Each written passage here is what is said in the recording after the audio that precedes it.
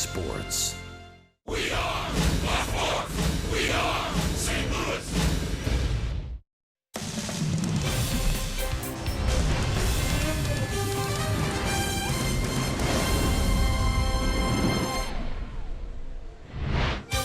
This is St. Louis Cardinals baseball. Tonight kicks off the homestand, and it's the first of three against the San Diego Padres. Padres and Cardinals on Fox Sports Midwest. And along with Jim Edmonds, I'm Dan McLaughlin. Jim Hayes is here as well.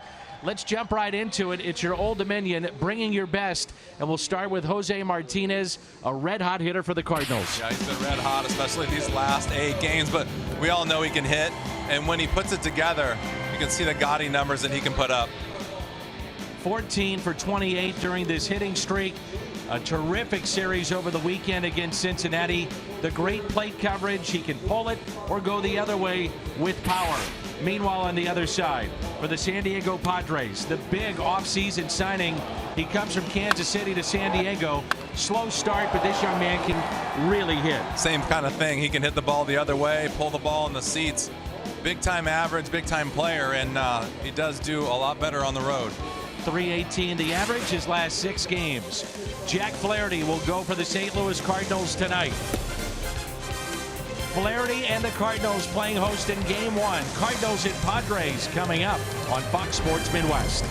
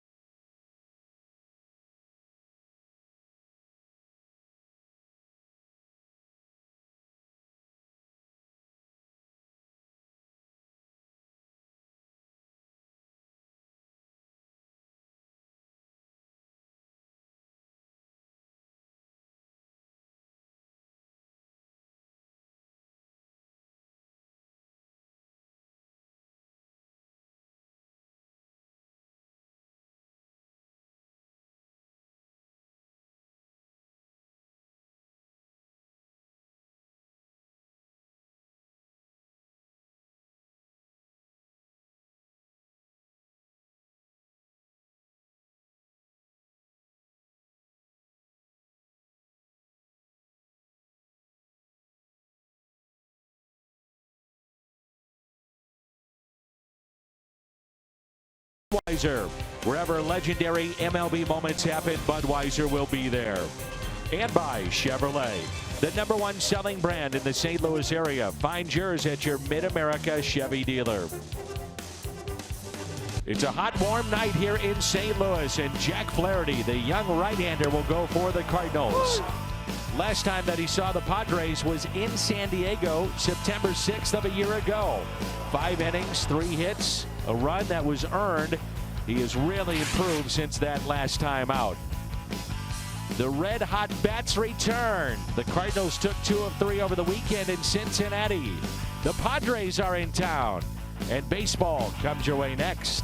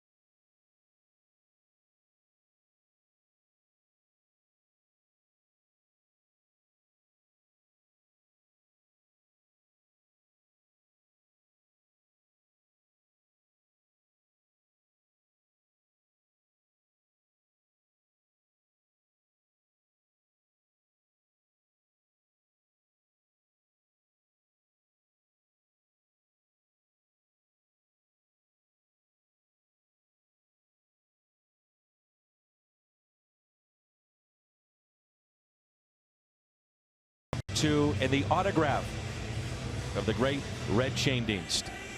And this patch will be worn all season long by the Cardinals on their sleeves to honor and remember Red. Along with Jim Edmonds, I'm Dan McLaughlin. Jim Hayes is here as well. It's the Cardinals and Padres. And I'm sure for you, anytime you think about spring training coming to the Cardinals after the trade, a fixture at spring training, Red Schoendienst. Yeah, I mean, it's weird to know a man for so long and be a fixture at the stadium. I think that, like I said, running joke of him being around was being everywhere. He was everywhere in the stadium. He was in the booth and sitting with Mo and downstairs watching video. He was just a staple of the stadium underneath. And like you said, spring training every year, he was right there, and fungo in his hand, sitting in his golf cart. And he'll definitely be missed. And I know that he was struggling for a while, so in a better place right now, and was very blessed to get to know a man like that. Tonight it's Jack Flaherty who gets the start for St. Louis. This will be start number 8. He allowed 6 runs, 4 earned in 5 innings. Took the loss, an 11-3 loss to the Marlins last Wednesday. The Hyundai pitch arsenal, primarily fastball, slider. Sometimes you'll see a curve, occasional changeup. But Jimmy, when that slider is right, it can be devastating. Definitely, velocity is there. The slider can be so good and like you said, devastating, especially on right-handers. I think anytime a guy can go out and good velocity with a good slider, he's going to be really tough on the right-handed hitters. There's a look at Andy Green, 3rd year as the manager of the Padres. The Padres, the only last-place team with 30 or more wins, and within single digits of first place in their division. They're 5.5 games out, and right now they're 31 and 36. The lineup with Jankowski and Hosmer, Renfroe here at the top. Then Framil Reyes, Corey Spangenberg, Christian Villanueva, Freddie Galvis, Rafi Lopez, and the pitcher batting ninth, and that's Jordan Lyles. Mike Matheny's Cardinals, a brief, quick road trip through Cincinnati. They took 2 of 3 over the weekend, and they are 35-28. They moved Travis Jankowski to the top of the lineup. The Padres did, and since that time, he has taken off, and the team has been much better. You think about the importance of a table setter, that has been Jankowski, and on the year hitting above 300, 306, 1 home run, and he's driven in 6 on the year. It'd be the Matt Carpenter syndrome. Yeah. You got to find a good leadoff hitter, and you got to keep him there. And Matt Carpenter is at third base tonight, well off the line, but in on the grass with the speed of Jankowski. First pitch, a ball, and we are underway. Jack Flaherty is 2-2 with a 3.20 ERA this season. And the 1-0 pitch. Lined out to left, that'll carry to Ozuna. 1 away. Let's turn to Jim Edmonds Toyota, keys to the game. With a bounce back for Flaherty. Rough outing last time, got the loss. Just bounce back, get back on the bump, get that slider down, some tilt. I think he can get a little bit in trouble with the slider if it flattens out. And then the lineup production. Ozuna and Martinez have been hot in June, and get the rest of the guys involved in the game. This month it's been tough for a lot of the guys, and just get them rolling. There's a strike to Eric Hosmer, hitting 292. He's popped 8 home runs, driven in 30. Very slow start, and probably trying to get adjusted to a new league, new team, the pressure of a big deal. But he has settled in, and all of a sudden he's starting to hit. 1 ball and 1 strike. Hosmer with 25 multi-hit games, and that's 4th most in all of baseball.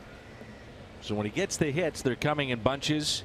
It's been very streaky so far this season. No surprise that he's got a little bit better average and do more damage on the road, especially early in the season. San Diego's so tough to be a hitter there.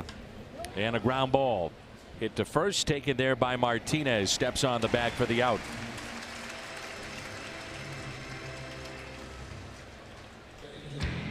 The Cardinals defensively, Ozuna, Pham, and Fowler in the outfield. Along the infield, Carpenter, Munoz, Jerko, Martinez, and Yadier Molina is behind the plate. Around the horn, presented by Dobbs.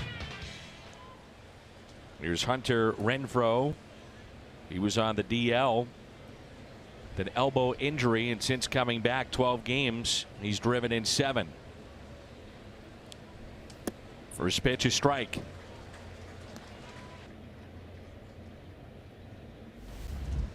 There aren't many that are tougher than the man behind the plate, and Yadier Molina.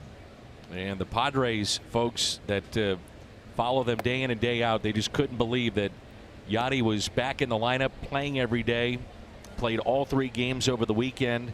They had seen the video of the vicious injury that he sustained. But when healthy or not, he is in the lineup day in and day out. It has to be a significant injury for him not to play. And it was. I was going to say, I think that would qualify. Here's a 2-1 pitch.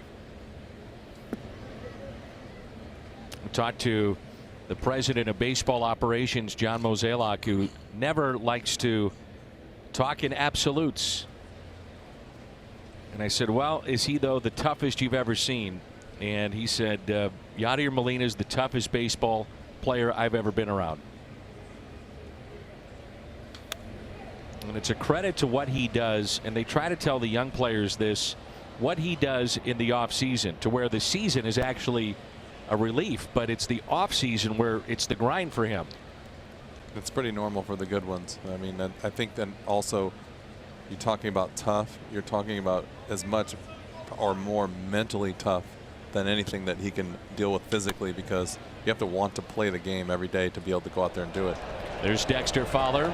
And a 1-2-3 inning for Jack Flaherty.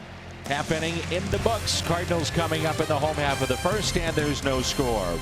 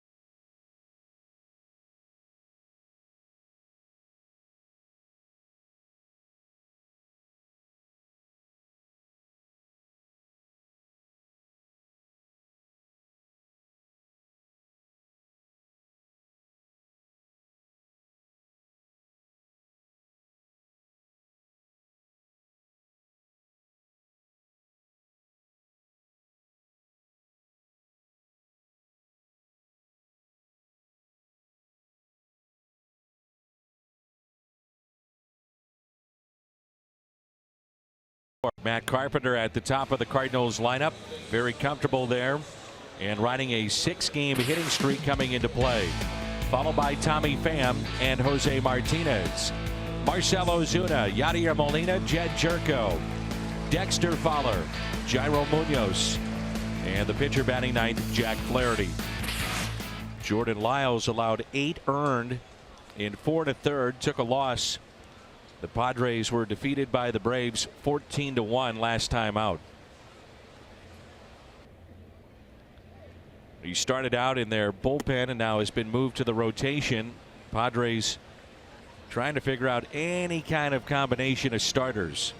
His Hyundai pitch arsenal, and the pitch to watch out for tonight, the curveball. If it's sharp, he can be very, very tough. And a ground ball that's hit into the shift. One away. Renfroe, Jankowski, and Reyes in the outfield. Villanueva, Galvis, Spangenberg, and Hosmer along the infield. Rafi Lopez behind the plate. Around the horn presented by Dobbs. Here's Tommy Pham, who's hitting .271. First pitch is strike.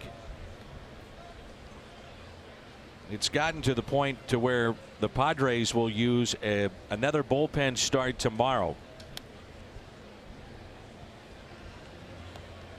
More than likely the lefty Matt Strahm will go for Andy Green, but we'll see how this game goes, and then that'll dictate what happens tomorrow. Tough to piece things together, especially I think normally in San Diego you would have your pitching down and hitting would be the issue, and just tough to hit, so to be expected. But most San Diego teams have their pitching together, just trying to keep up with the rest of the league, and the hitting department I think is, you know, where they'll struggle. So it's unusual to see their pitching kind of struggle early, especially, and God, who wouldn't want to pitch in that park early in the season? Get that marine layer that comes in off the ocean. Ball doesn't travel at night. It's a big, big ballpark. Here's a 1-2 in the dirt. Tommy Pham, the last month he's hit .206, so really carried the team in the first month and struggling here in a portion of May and June. Definitely cooled off for sure. One of those things, you're going to go the ups and downs, and you just got to battle. You're going to have a hot month and a cold month, and a strikeout of Pham on a breaking ball. So 2 outs, and it brings in Martinez. Missouri Lottery Fox Tracks.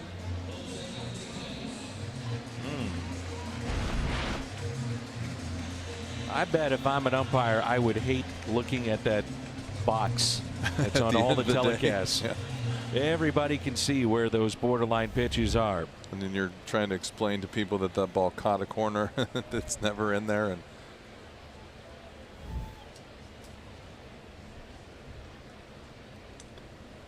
here's Jose Martinez, an 8-game hitting streak. And in those 8 games, 4 home runs, and he's driven in 9. Jerry Meals is the home plate umpire. He's the crew chief. Chris Segal, Gabe Morales, and Ed Hickok's part of this crew. And it's 0-2. the problem with that box is it's 2-dimensional, and same pitch on either side of the plate's not going to end up, you know, in the same zone. To make it a little more clear, like it's going to come back to the plate or going to run off the plate. So you can look at 2 different ways where a breaking ball from a right-hander to the right-handed side of the box can come back down and right into the zone for the catcher. And that can be tough on the umpire. The other way around, you're looking at this, the breaking ball away to the right-hander now can catch supposedly the front edge of that box and end up being off the plate, but yet be called a strike. Sure. And so it's tough. It's really more of a feel thing for the umpire. Now, the way it's set up for television is that, to describe exactly what you're talking about, the catcher may catch it outside the box, but with the way the cameras are set up, is that is an adjustment for not only the hitter and his height, but the strike zone, and it's where it crosses the plate. So what you're seeing with that dot is truly where it crosses the plate. The front edge of the plate. And sometimes you'll see a umpire call a breaking ball for a strike that actually can break around the plate, and hitters have a good feel for that pitch and can understand why there's going to be some arguments, because the umpire, you know, can still see the ball coming back to the plate. I think it's just tough to read the dimension when you're back there. I mean, over time, yeah, you're going to get a good feel for it, but you're still going to make mistakes. The 2-2, base hit into center. We were talking before the game, the plate coverage for a batter that is 6'7", it's terrific from Jose Martinez, and a very good 2-strike approach. He does such a good job of cutting down his swing, and just like that, you see him slow down a little bit to try to just put the barrel on the ball, but he's so big. He's got so much length with his arms. He hits the ball on the nose and it just jumps. Speaking with Colton Wong today, talking about how just swinging the bat hard versus hitting the ball hard, where some guys get the mistake of trying to swing hard from the first get-go of the swing versus pulling the bat through the zone in that short window a little bit harder. And that's what he does so well, is he gets the bat through the zone. Jose Martinez gets the bat through the zone really quick. And then, you know, some people can mistake trying to do too much and start from the very get-go of the swing, and just makes the swing a lot longer. Here's an 0-1 pitch now to Marcell Ozuna. It's now a 9-game hitting streak for Jose Martinez. On base streak is up to 11.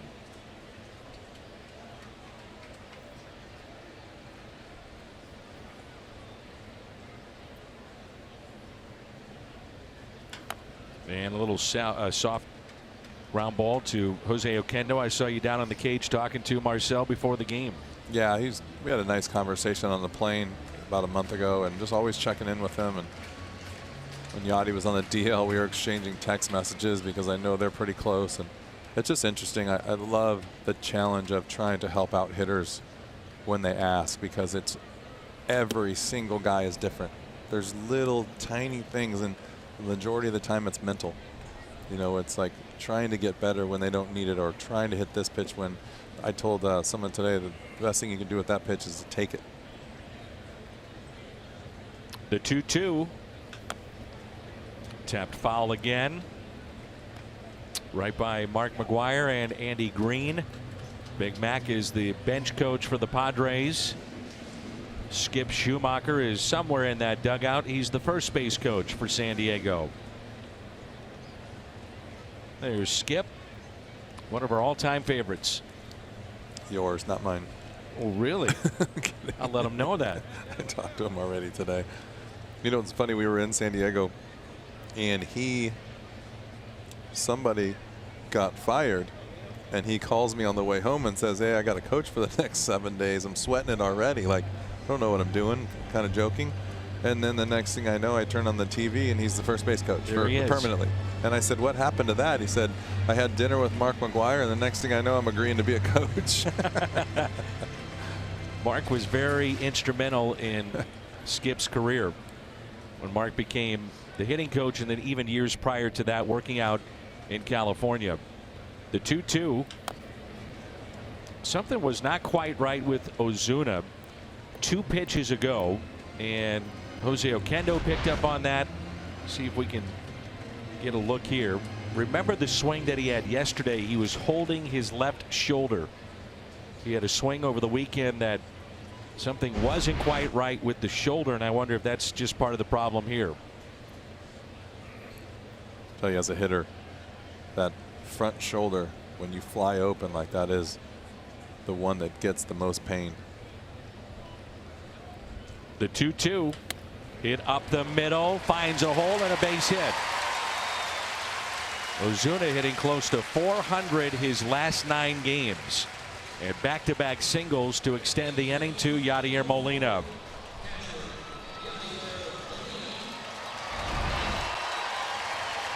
Especially for Ozuna, you see this front shoulder taking all the weight of that bat spinning around, and if you have any issues there with that shoulder, it can be a real problem. And it's one of his things that he does, is he can stay on the ball longer because he can let that shoulder and that bat fly out into the zone, and you can kind of stretch the strike zone out that way. Here's Molina with 6 home runs despite missing considerable time, only 36 games played. Average at .265, and he's driven in 22. And there's strike 1. Talked about that curveball. He's getting a lot of those curveballs. You can see it's getting a little bit slower than the normal curveball. Everyone's out in front. It's enough where you can see it, but yet the velocity has been backed off a little bit, putting everyone out on their front foot and pulling it foul.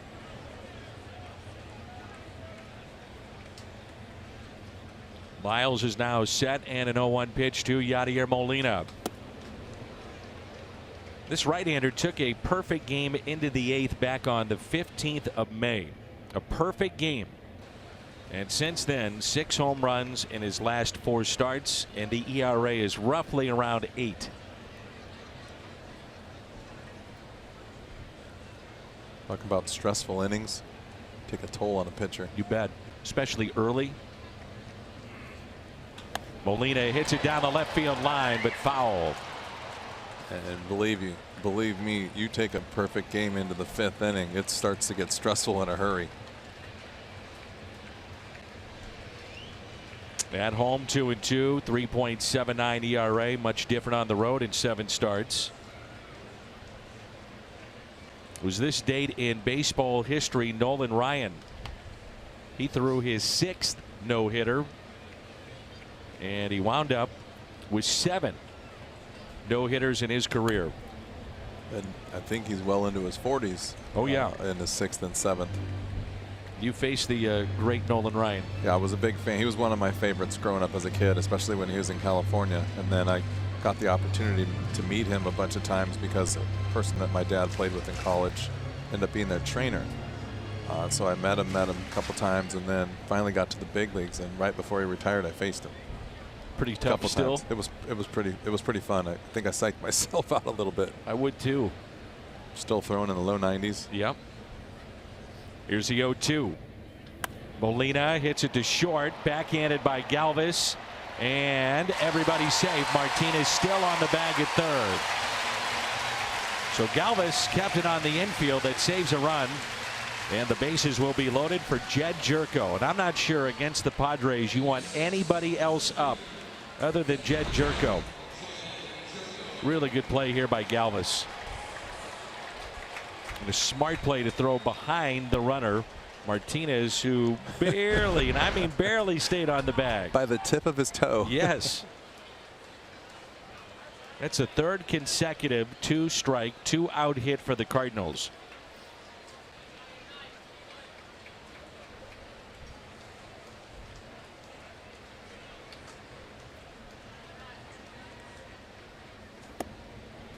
The reason that I say that you don't want anybody else up, look at the numbers here in Archaea. Drive to success. Jed Jerko against his former team. That's in just 14 games, the 8 home runs.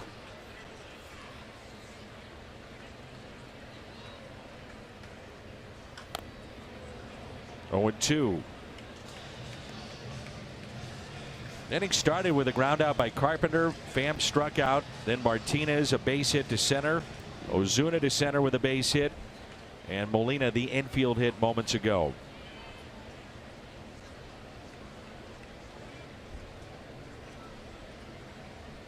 Jed is 2 for his last 17 and trying to bust out right here. The 0-2 pitch. Taken high, 1-2.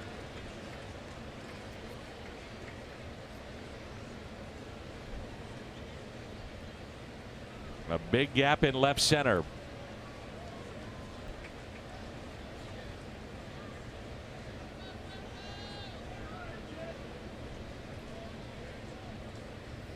And Jerko lifts a high fly ball into left. Renfroe under it and makes the catch. Cardinals strand the bases loaded. We head to the second inning. A long bottom of the first, and there's no score.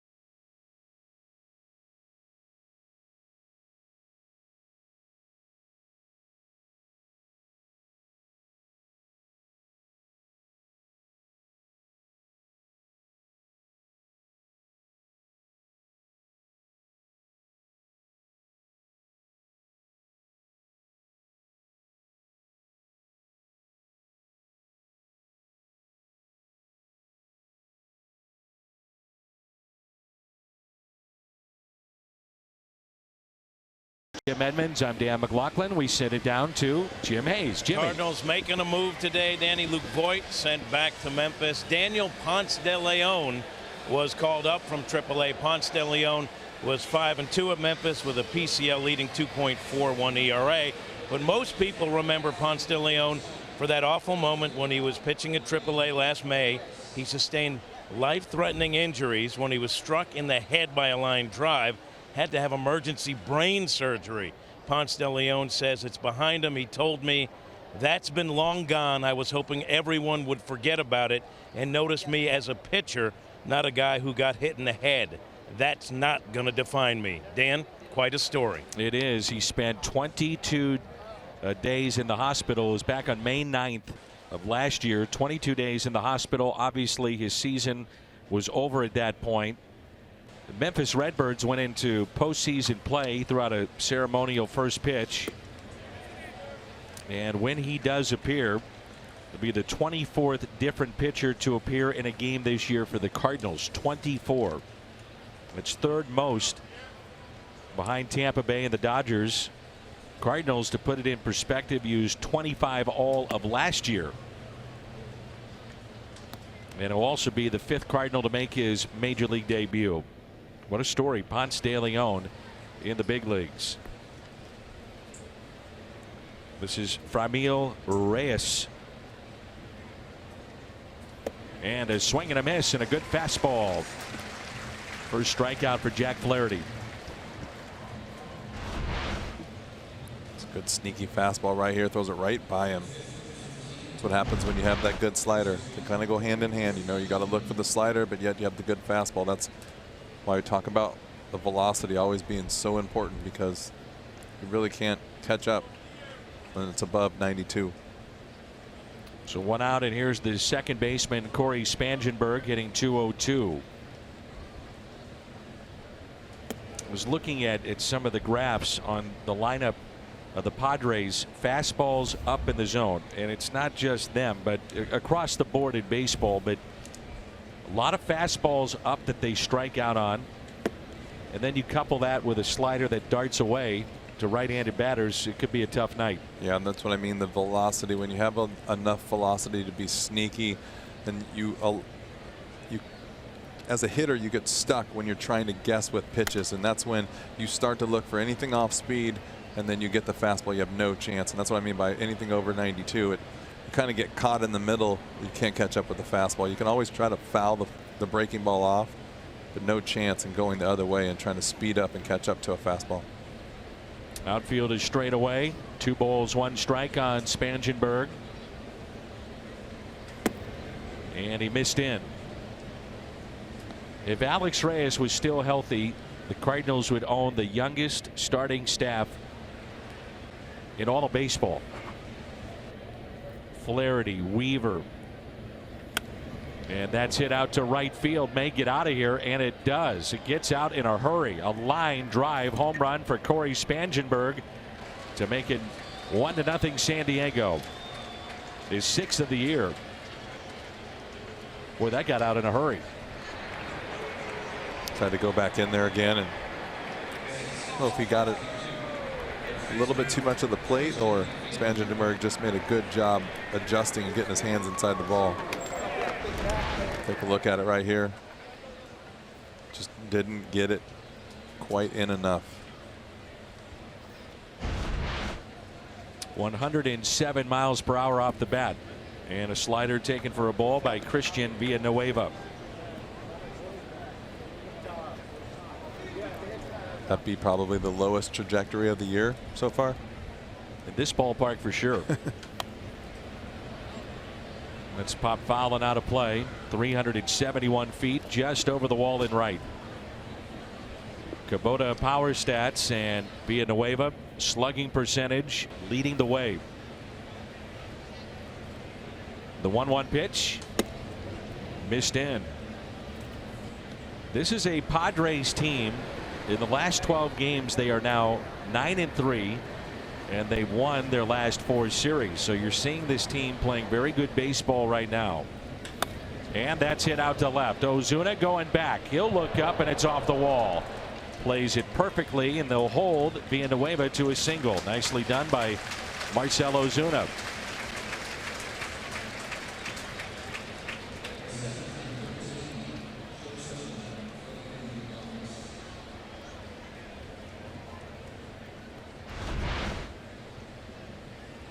Great job right here, playing the ball off the wall, not overcommitting. Nothing you can do as the hitter but just be a long single. Right now, the Padres in these last 2 plate appearances finding themselves in hitters counts 3-1 and 2-1. And again, the importance of first pitch strikes. So important. Makes all the difference in the world. And there's strike 1.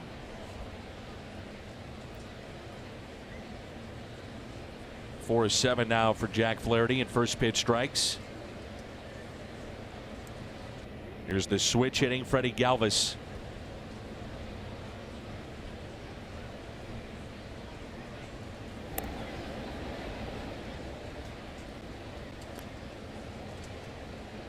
The success of the Padres, it's the first time since 2015 that they have won 4 series in a row.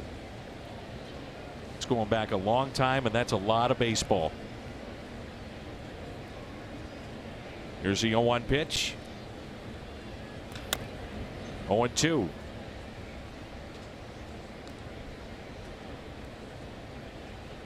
Flaherty, with that home run allowed, is now given up a home run in 6 of his 8 starts.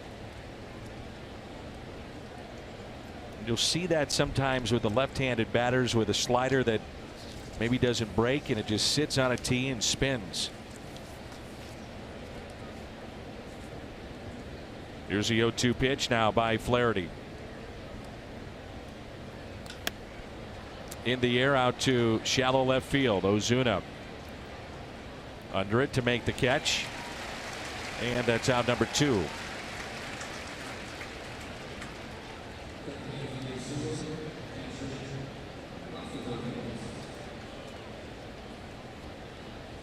Here's Rafi Lopez hitting just 169. He does have the occasional pop with 3 home runs, and he's driven in 11.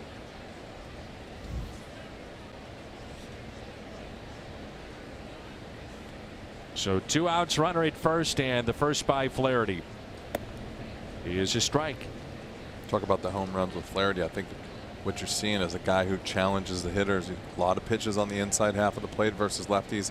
They're going to creep back over the plate once in a while, but you got to take the good with the bad. You've got a guy that's really going after hitters and being aggressive, and you got to like that. Just all about location, and sometimes you get guys excited when you challenge them, so they're going to be ready for you if you miss.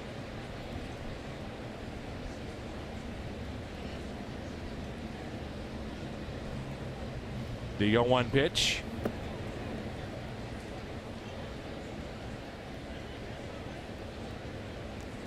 A lot of fans ask me about where umpires set up, and you were talking about strike zones and where a ball may catch the zone, and they call where the umpire is here the slot. So left-handed batter in this instance between the catcher and the batter to try to get that view. But is he obstructed to get the outside pitch? I firmly believe he is. At some point where he's set up and it looks even he's in off the plate a little bit on the inside, there's got to be a hole in that outer half. And if you ask a good umpire, he'll tell you, yeah, you're probably right, but I know where that outside edge is. Well, that's like the curb, right? When you're driving your car, you know there's a curb there, but everyone's got marks on their wheels because they hit it. You got to be wrong sometimes. And now Molina sets up way inside, and a base hit into right field.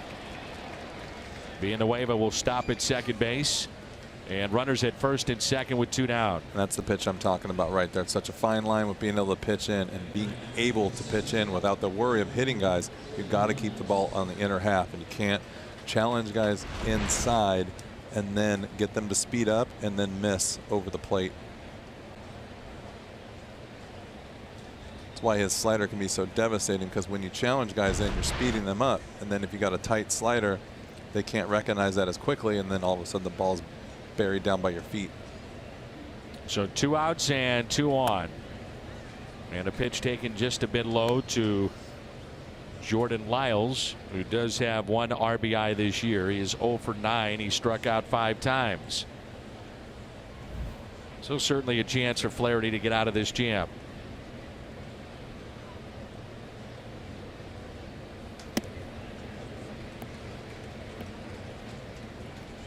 Lyles, a 127 career hitter with a couple of homers.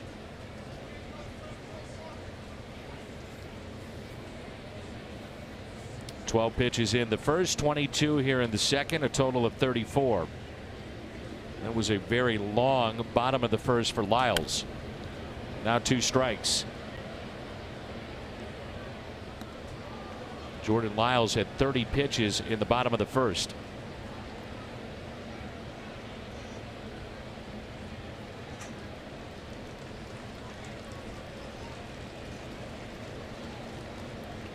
And the 1-2. 2 balls and 2 strikes. Busch Stadium still filling up on a Monday night. Not a bad crowd on a Monday. Be an off day Thursday after the 3 games against the Padres, and then the Cubs here on Friday. The 2-2 pitch, full count.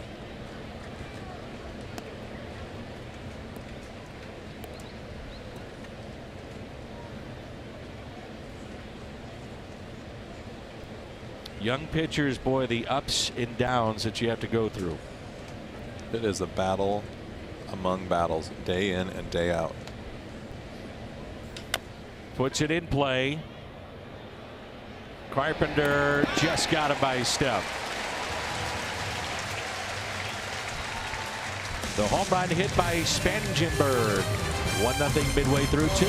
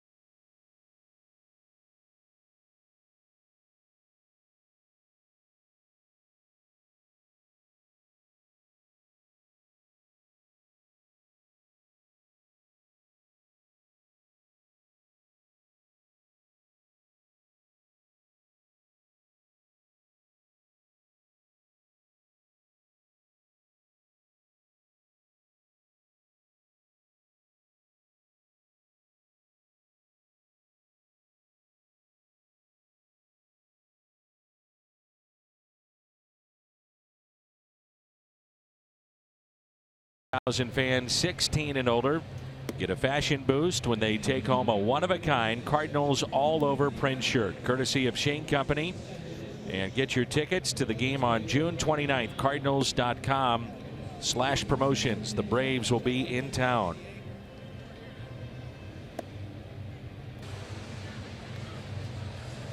Tonight we're participating in the home run challenge. Every home run in this game raises money for prostate cancer research. Since June 1st, $410,000 it's been raised in the challenge. You can make a pledge by going to homerunchallenge.org. I think, Jimmy, you could add that to your ever-growing collection of print shirts. It's a good thing it's got Cardinals written all over it, or I'd have something very negative to say. It's a beautiful looking shirt. It is a great shirt. Cardinals have signed their first-round draft choice, 19th overall, third baseman Nolan Gorman out of Sandra Day O'Connor High School in Phoenix. He was here and took some batting practice before the game, and there's a strike to Dexter Fowler. By all accounts, most believe that the Cardinals needed to go after impact position players, and in many ways they did. He is a big young man. You were down on the field. Yes. And had the chance to see him up close. Saw him up here in the third level, right in front of the booth, and he's a big boy.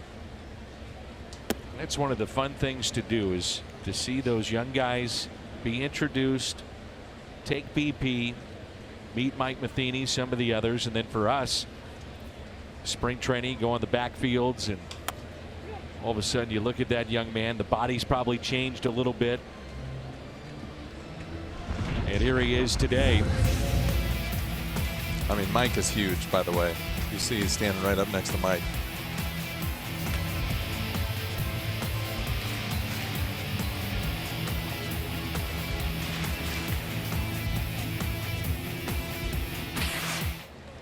Here's a 2-2. It's sharply to first and handled by Hosmer for the out. It's got to be some kind of thrill to get drafted in the first round and then come in and take batting practice on this field. Well, you talked about it. You don't know. Maybe some of these players are his favorites growing up in Arizona, seeing a lot of the Padres National League West. Maybe some of the Cardinals are his favorites. A Big Mac is in the house. Everybody knows about Mark McGuire. I'm sure it's a little nerve-wracking too to take that BP. Yeah, are you trying to impress, or are you just going out there trying to have fun? I think all the above. I think it would be tough. Jordan Lyles, by the way, 8 of 8 first pitch strikes. Jairo Munoz at the plate. Off the glove of Lyles, and this will be a base hit. And the Cardinals have their 4th single of the night.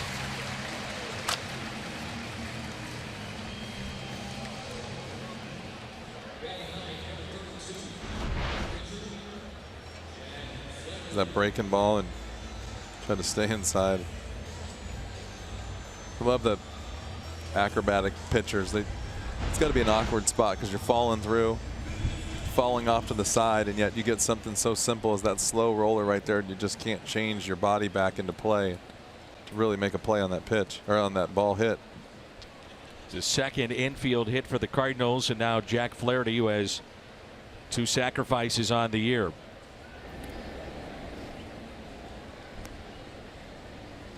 Or sometimes you see the screamer back to a pitcher and he fields it. He's got all the time in the world, and then he lollipops one over to first base and it's 20 feet high, or it's in the dirt. That's pushed foul for strike 1. The Cardinals have 24 sacrifice bunts this year, second most in baseball, the most Cincinnati with 25.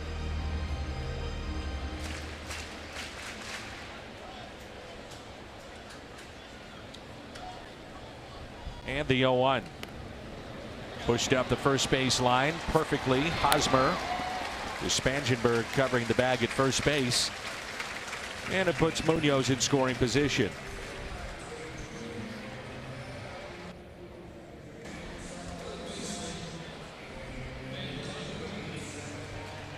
Carpenter a ground out into the shift first time up.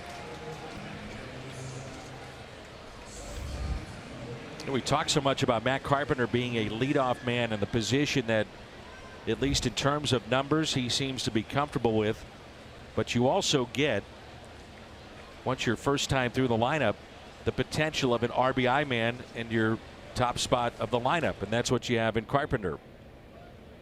He's driven in 23 on the year. The tying run, it's at second base. And ball 1. He's been around a long time. Him in the leadoff spot, him in the second and third hole, it's amazing to me what I'm watching. I don't know if I've ever seen anything like it. I don't think I could move him from the from the leadoff spot. Yeah.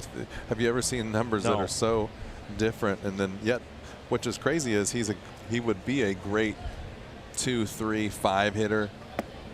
Puts the ball in play. I'd love him in the Power. 3 spot. Doubles. Got just something about it. Doesn't work.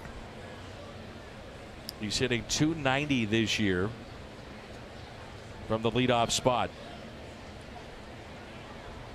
And .290 for his career. And that's an awful lot of at-bats to be hitting close to 300 from this spot in the lineup.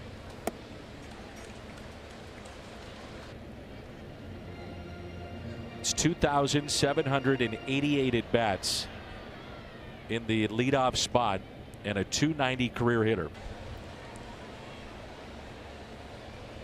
It's a lot of at-bats. Yeah, that's a long track record. Give you a good measurement.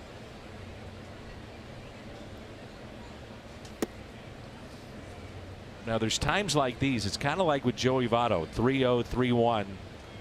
Do you want him to expand his zone and drive the baseball? Now it's got to be his pitch clearly, but would you rather see him expand the zone? I would like to see him swing at that pitch right there, only because I know what I'm getting out of this pitcher. Different guys with movement, guys that are a little bit less predictable. I think also he's thinking maybe base open, he might not get the fastball right down the middle, so that makes it a little different. But he's such a good hitter. I think that he can look fastball down the middle, and if he gets it, go after it, and if he doesn't, take it. And it's 3-2. By the way, if you're wondering, anywhere else in the lineup in his career, a 240 hitter. 290 at this spot.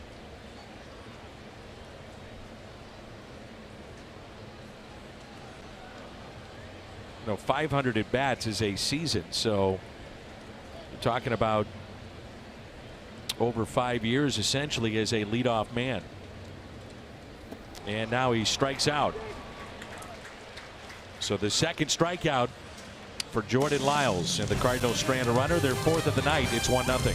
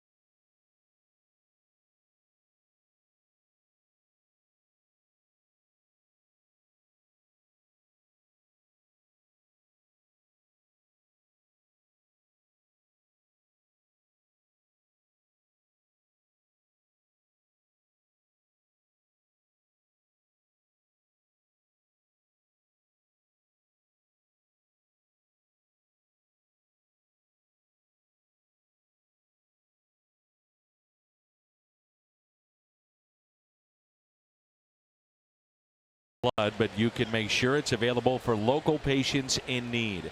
Join the Cardinals, Fox Sports Midwest, and the American Red Cross 15th annual Cardinals Blood Drive. Visit cardinals.com/blood to find out more.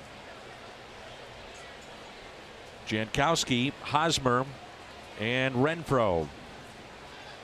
Jankowski lined out to left first time up, and it drops in for a strike. Milwaukee a 1-0 lead there in the top of the fourth. It's the Cubs and Brewers. Jose Quintana and Junior Guerra hooking up in that game. The Cubs have won 7 of 8 against the Brewers this season, and the Brewers a half-game lead over Chicago. Here's a 1-1 pitch.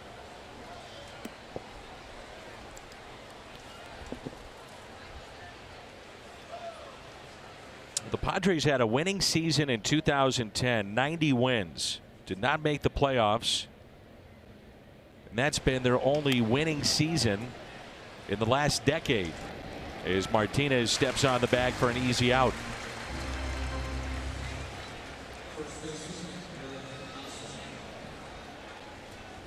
Left-handed batters, GMC leaderboard. Mentioned the multi-hit games, and Eric Hosmer on that list. 25. Every one of those guys sprays the ball all over the field.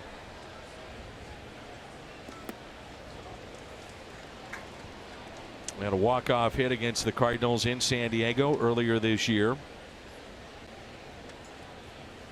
Number of years in Kansas City and was quite the player.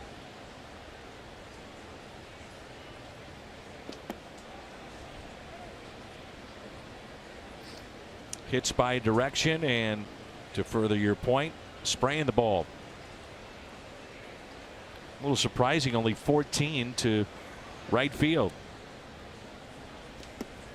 Well, that doesn't surprise me as much because he does hit the ball up the middle a lot, but think about his damage probably when he hits the ball to right field. They're probably in the air for homers.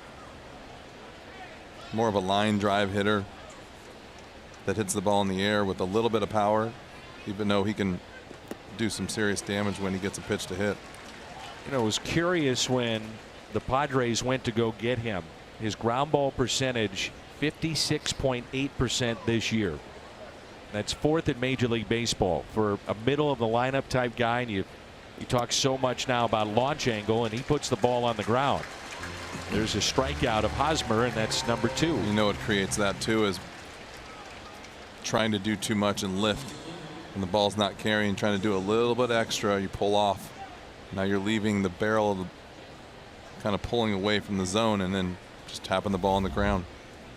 Hunter Renfroe fly to right first time up.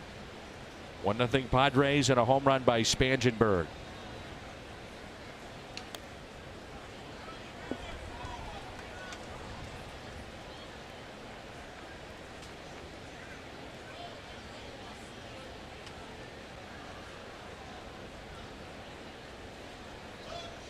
Outfield is deep. They're straight away. Mark McGwire was a really good hitting coach here in St. Louis. Now a bench coach. How involved does he get, you think, with Matt Stairs, who's now the hitting coach in San Diego? Well, I think if you're Matt Stairs, you'd be crazy not to ask for help from Mark McGwire. And I think the thing that Mark was so good about, and in all fairness, he was so big and strong that it's almost unfair, because he could take an easier approach than most guys without trying to do too much. That's hit down the left field line, but yanked foul. Mark would take that nice easy swing, and when you could hit the ball 500 feet, you don't have to try to do extra. And so he could stay on the ball and drive the ball up the middle and let the ball get a little bit deeper. But I'll tell you what, when he would speak about that, it really changes your mental approach, and it worked a lot. It worked wonders for me at times. How about this? 1998 through 64 ball games, he had 30 home runs, on his way to 70 that year. Look at the average. Look at the RBIs. But look at the average. Here's a 1-2. Held on to by Molina. Strikeout of Renfroe. Big Mac back in St. Louis.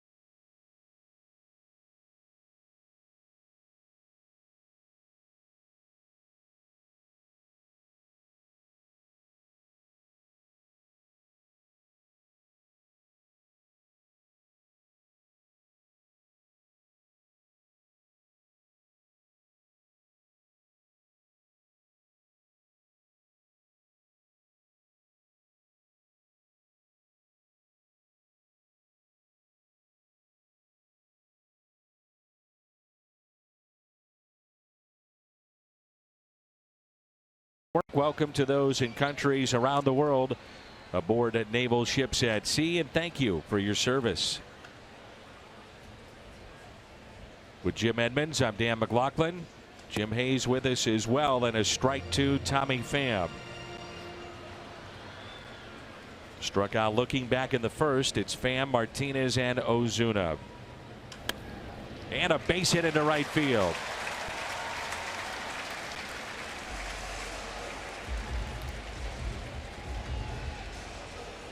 Good job by Tommy keeping his hands inside the ball, even though that's not what he's looking for. Just a good piece of hitting, not trying to do too much. You start struggling, you start moving around too much, and this is just staying on the ball and fighting through it.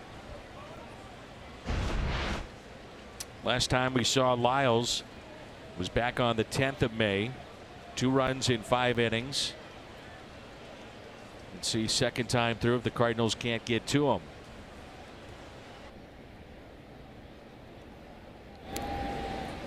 Tommy Pham with 9 stolen bases this year. Has been caught 5 times.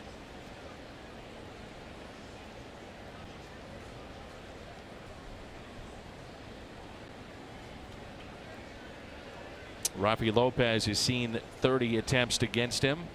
He's caught 4. And a strike blown away to Martinez. Cardinals with 5 hits tonight. All 5 have been singles. 2 of those on the infield.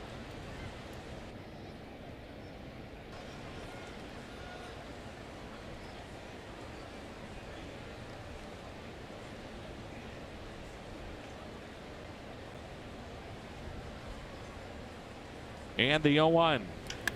High fly ball. Right center. At the wall. Gone. 2-run homer. Jose Martinez, and he is red hot.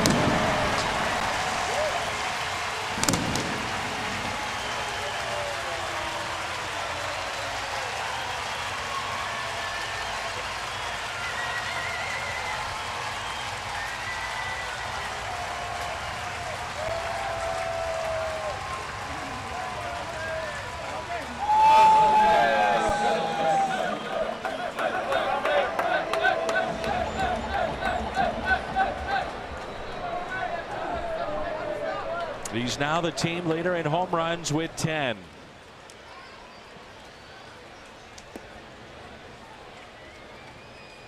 Tell you what, Danny, 2-run homer. when you're hot, you're hot. This ball's up in the zone and change up. Doesn't do too much. Hits it right on the barrel. That ball took off. And Ozuna pops it up on the infield.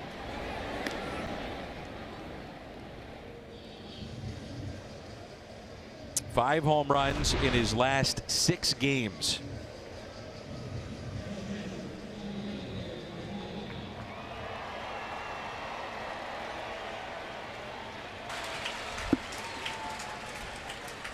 You think they're pumped up? Awesome. That's what it's all about right there. It may have been his brother with him, and the brother is not real happy. He kind of is. But deep down he's saying, man, I wish I had one too. 416 feet.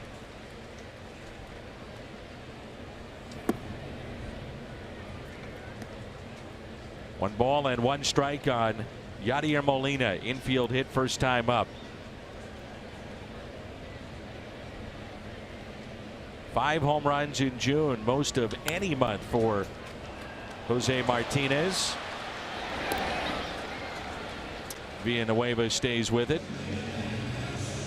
No surprise. The phones are starting to ring. Guy in the back is saying, man, I was here at Grateful Dead night. He's got the t-shirt to prove it. Didn't get a souvenir that night.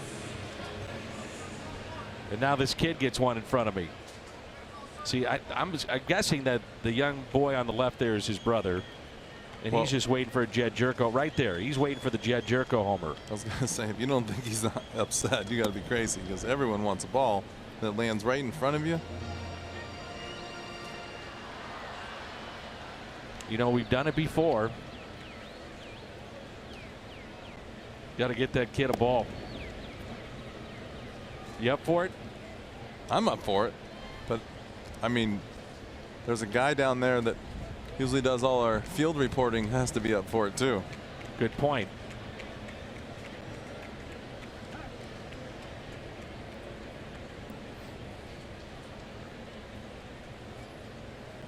Hopefully he can take his mic with him and kind of live talk it into him, instead of like in San Diego when we had to watch everyone do it. And I was watching from my couch. Apparently Jimmy is all about it. I love it.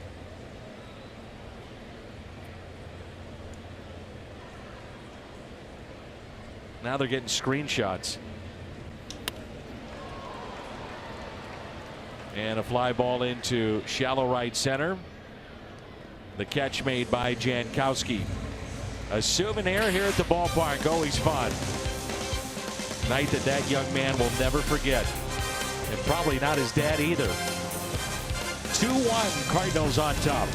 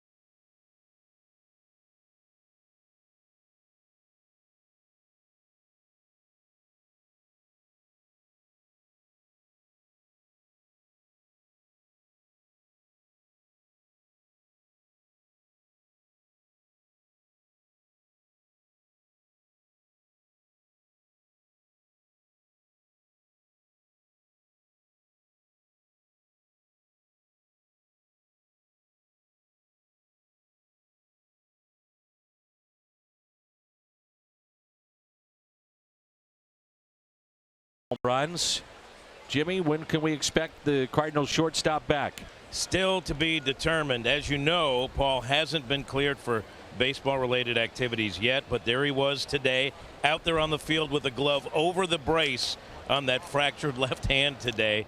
Paul said doctors told him he could do some light infield work, and he said he did so with no pain. Paul will get looked over by doctors again on Thursday. Hopefully we'll have some idea about a timetable. Meantime, Luke Gregerson on the DL with a right shoulder impingement, had minor knee surgery today. John Mozeliak says Gregerson is probably looking at 4 to 6 weeks. Dan Gregerson had been dealing with the knee issue prior to the shoulder issue. All right, Jimmy, thank you. We'll see you up here shortly, I'm sure. And it brings in Corey Spangenberg. And a strike. I don't like seeing a young fan going home unhappy, upset. So you got to take care of the young man with the glove out there. He's waiting for a souvenir. It's all about building relationships. And it's about bringing young fans to the game and making sure they come back. And I firmly believe that.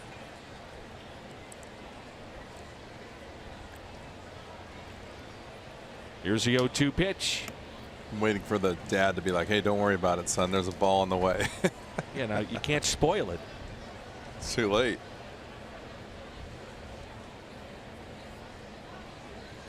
Here's a 1-2 pitch. And a grounder pulled foul.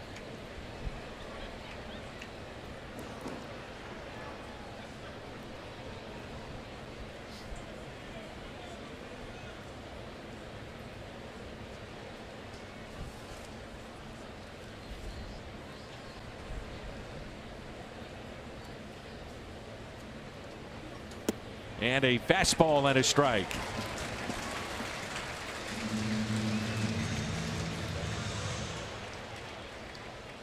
The Chevy Fox Tracks and a strikeout of Spangenberg.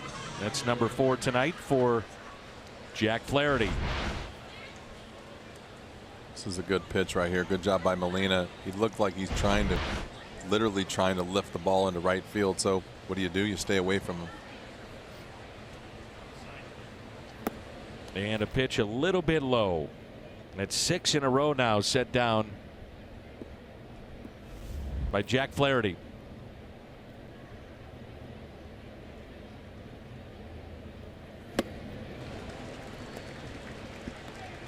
And it's 1 ball and 1 strike.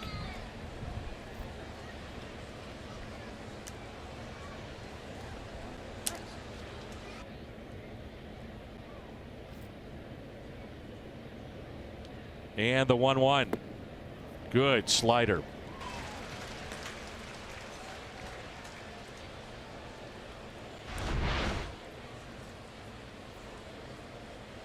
That slider you were talking about is down and nasty. And the 1-2 pitch to Christian Villanueva with a slider in the dirt. Flaherty's got a little bit of that edge with him. People call time against him. You can clearly see visibly not happy. That time he took the rosin bag behind him and slammed it down. The 2-2. Got him to reach, and it's popped up. Who wants it? It'll be Munoz.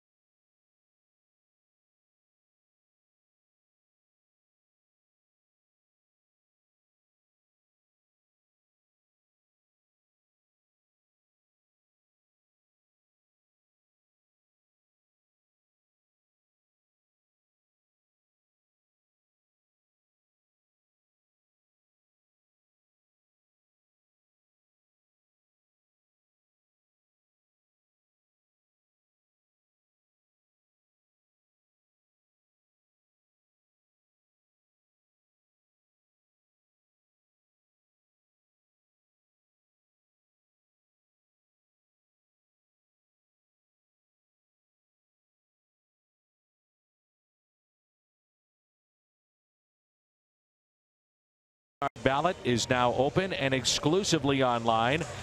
Make sure that your favorite Cardinals are represented on this year's squad by voting at cardinals.com/vote.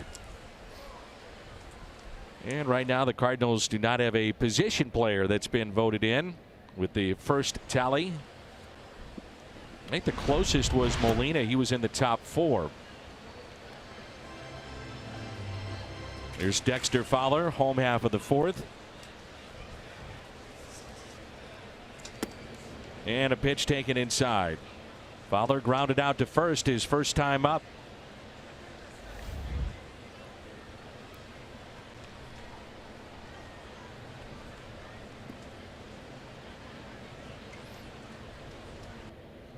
And the 1-1.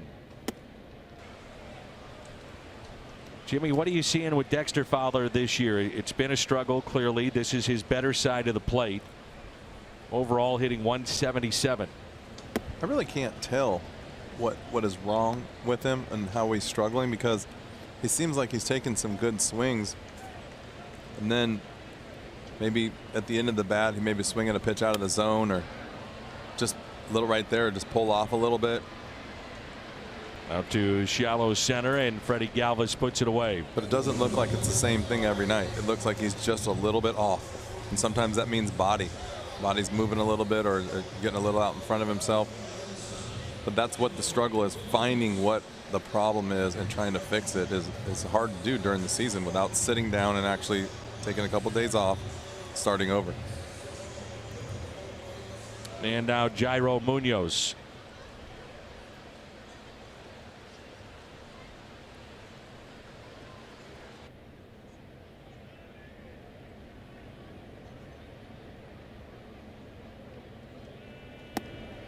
And a ball taken up and away.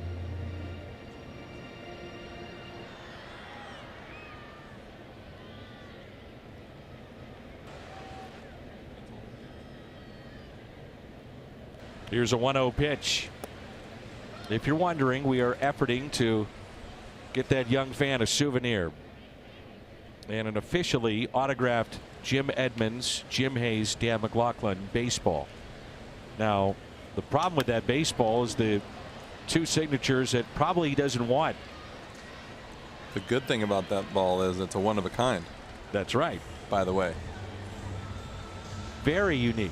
Unless you guys have been forging my signatures while I'm not on the road with you. No, sir. We wouldn't do that. I was actually talking about yours and Jimmy's that he didn't want. Yeah. Let's see. A Cardinal Hall of Famer and the sideline guy and Dan. I'm good.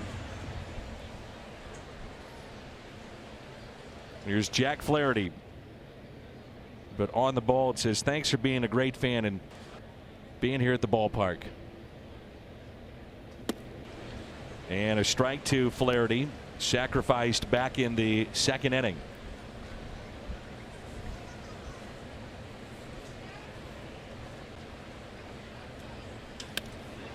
Lined into right field. This could be close. Oh, it gets by him. It gets by Reyes.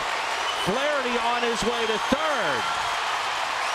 And he'll stop right there. You talk about it all the time, Jimmy, the cut in the grass and how sometimes that can play tricks on an outfielder. Well, I think two things right here. I think getting a little greedy by Reyes and coming a little too hard, but it looked like it kind of took a right-hand turn right at the end. He tried to, and this is the thing, you take your eye off it. Nope, no, see, it did it. The spin on the ball off the bat and then hitting the grass made it jump to the right. So it's a single and an error and a chance again for Carpenter. Clearly excited. You can see young Flaherty. I don't blame him. He went from panic, I'm going to get thrown out, to oh my Yeah. gosh, I have to run for a triple. I thought they were going to get him too. It was going to be very close.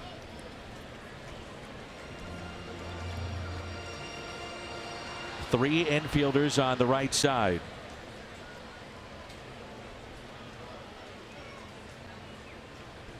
That's his second career hit. He's at third base. And it's 2 balls and no strikes.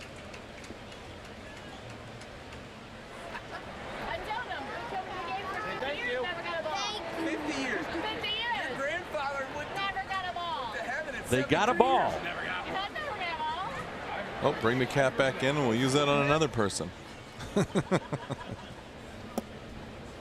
So wait a minute. That's not the ball that we gave him. Somebody else was trying to be kind. Somebody was on the horn. See, they know what's going on. Here's what I would say. I still think the cat should give him that ball.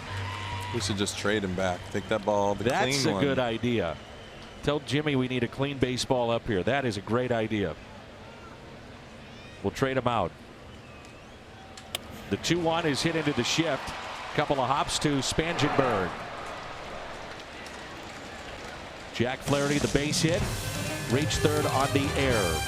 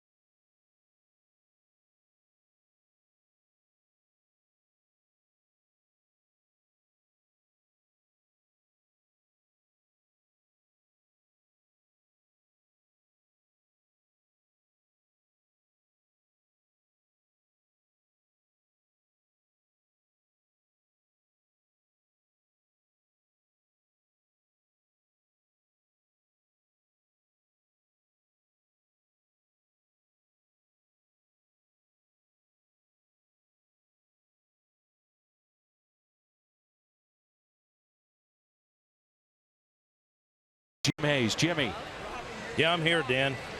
what do you got? I'm going to get some answers here. He's trekking. Which is a young man that did not get the Jose Martinez home run ball? You got the home run ball? All right, I'm going to ask you to sit back here. Beat a kid. What's your name? Alex. Alex? Now, I saw you have another ball in there. And Jim Edmonds, Dan McLaughlin, we're wondering where you got. Show him this ball. A fan brought it to him. A fan brought you this one? All right, I'm going to play Monty Hall here. I like it. Okay. I have an official Major League Baseball autographed by the great Jim Edmonds, Cardinal Hall of Famer, and 2 run-of-the-mill cable regional cable broadcast guys.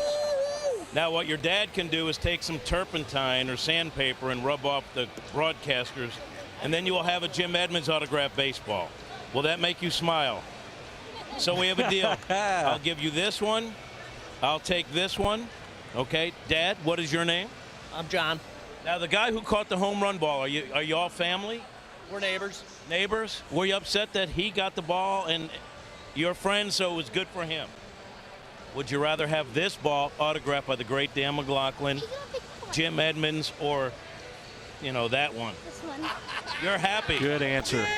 You're happy? Alex, well, congratulations. I'm going to give you both balls. Let's hear it for Alex.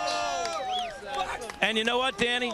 Another happy customer thanks to Fox Sports Midwest. Let's hear it for us. Let's hear it for us. Jimmy's the best. It was Nice work, Jimmy. That was worth the sweat running down there.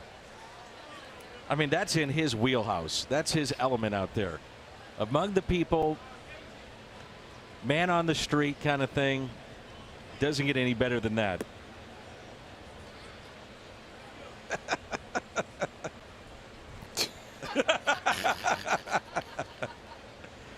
The absolute best, Jim Hayes.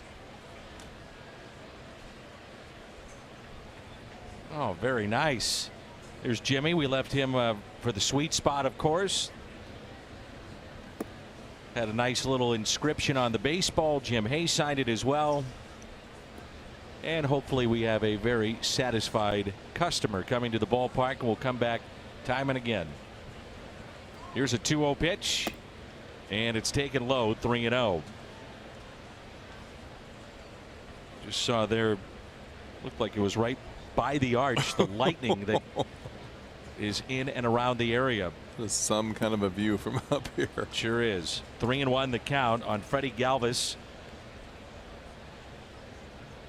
It's 7 in a row set down by Jack Flaherty. 3-2.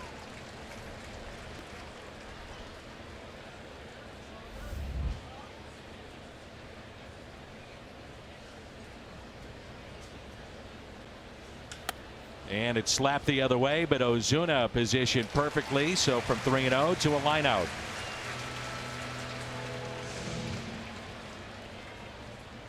BJC Healthcare difference maker, what he's done against Pittsburgh. 3 starts already against the Pirates. Everybody else a 2.77 ERA in 4 starts, and the strikeouts much higher.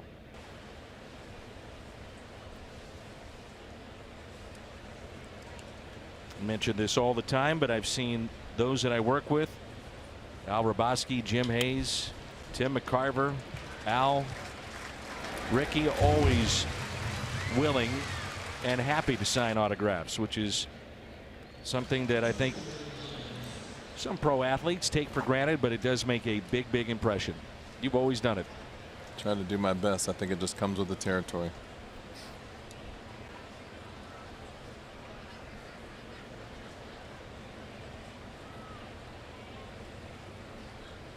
And now 2 outs.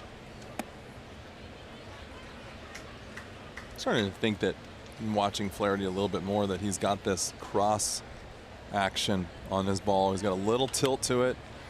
What's making him successful is that little bit of angle he creates going away from the righties and into the lefties. We see those couple of pitches right there, where the one that he has to take it because it's not kind of where it's at, and then the pitch before to the left-hander where he just eats him up.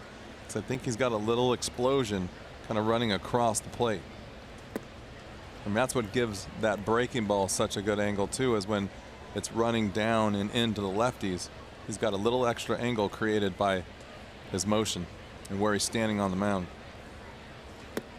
And he throws him that time. The fourth 1-2-3 inning for Flaherty tonight. Coming up, Jose Martinez. He's done it again, another home run. The difference so far, Cardinals on top.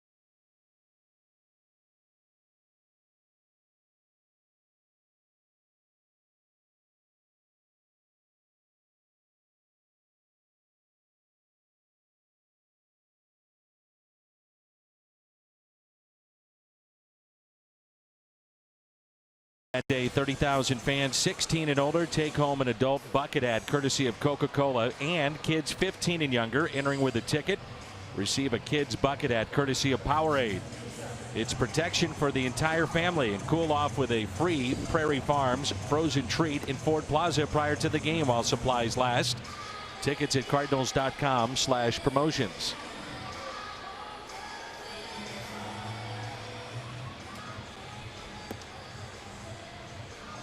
Well, summer's out, a lot of kids here at the ballpark. Always good to see.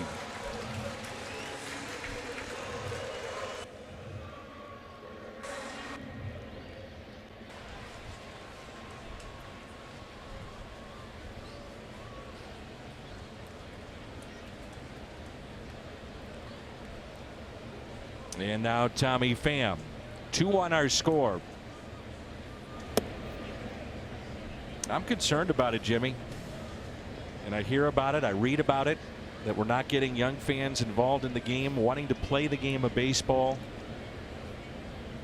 Maybe going in a different direction as Pham skies one to center field.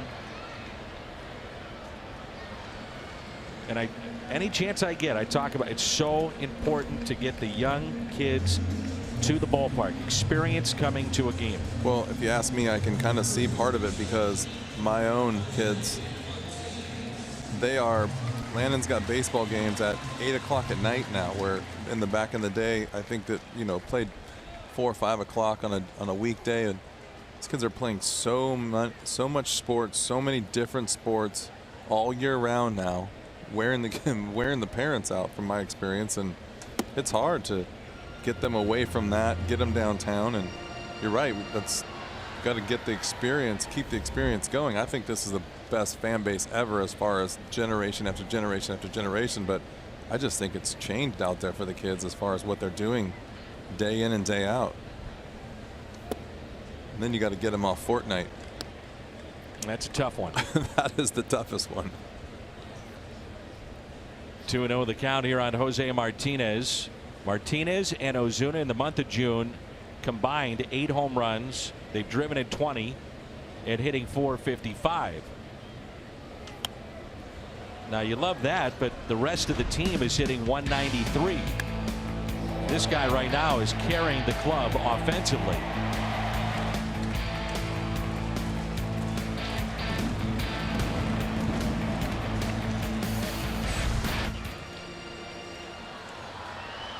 That's a dad and his son that are pumped. You said it. The 2-1 pitch inside, 3-1.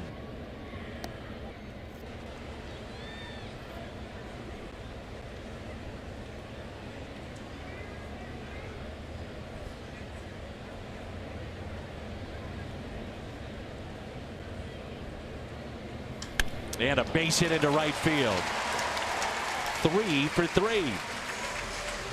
He's got a single to center, single to right, and a 2-run homer. Every ball's been hit on the button. Wow.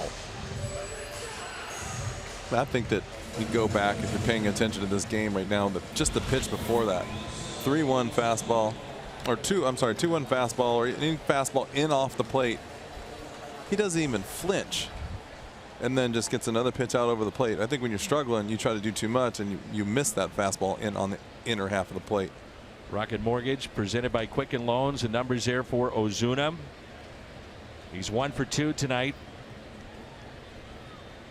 A base hit to center.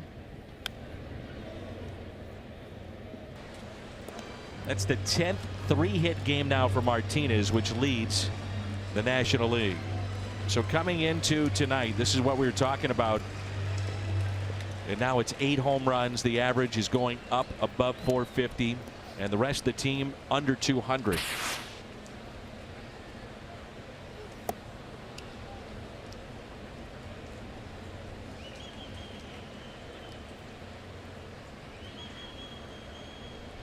Ozuna 1 for 2. Jose Martinez is 15 for his last 23. He stands at first base. And Ozuna hits a high fly ball. Deep left. Goodbye. 2-run homer. Ozuna.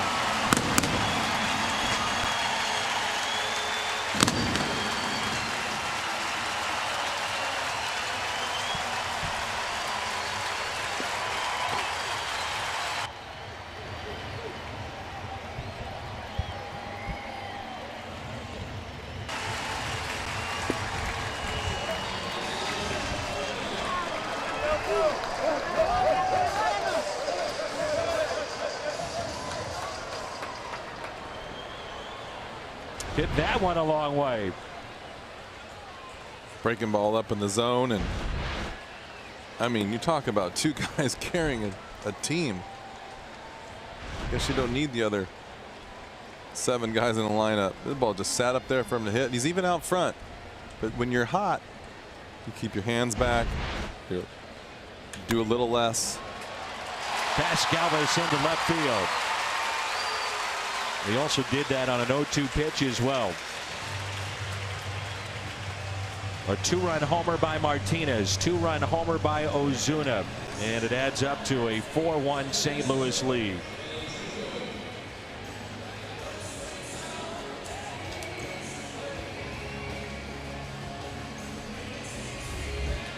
So Molina is now 2 for 3, and it brings in Jerko. Say all of a sudden you got Molina with 2 hits, kind of fresh. Been on the bench for a while on the DL.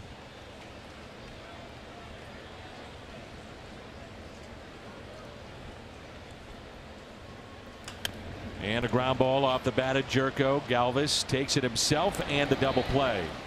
Thought about the flip, but took it himself in the right move.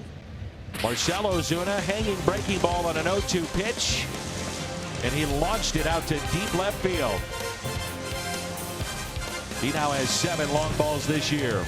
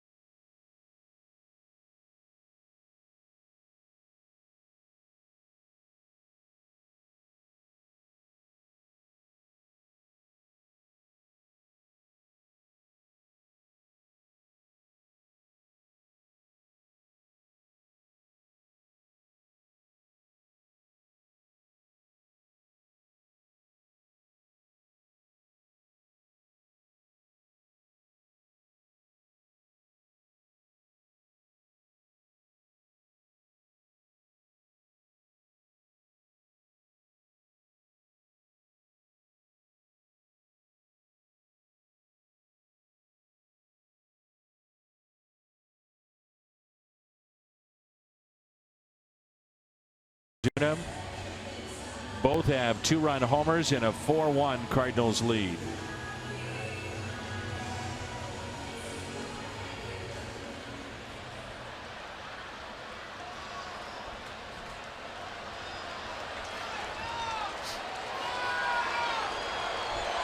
And some boos for, rarely if ever have I seen this, but some boos for the kiss cam. Right as he took him off the scoreboard, he moved in for a little smooch on the Got cheek. a smooch, huh? Hope he's not having to kiss his sister. I was just Poor going to guy. say. We just found out they're brother and sister.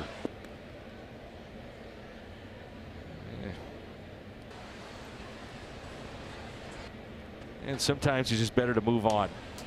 Here's a 1-0 pitch. And a ball to Jankowski, 2-0.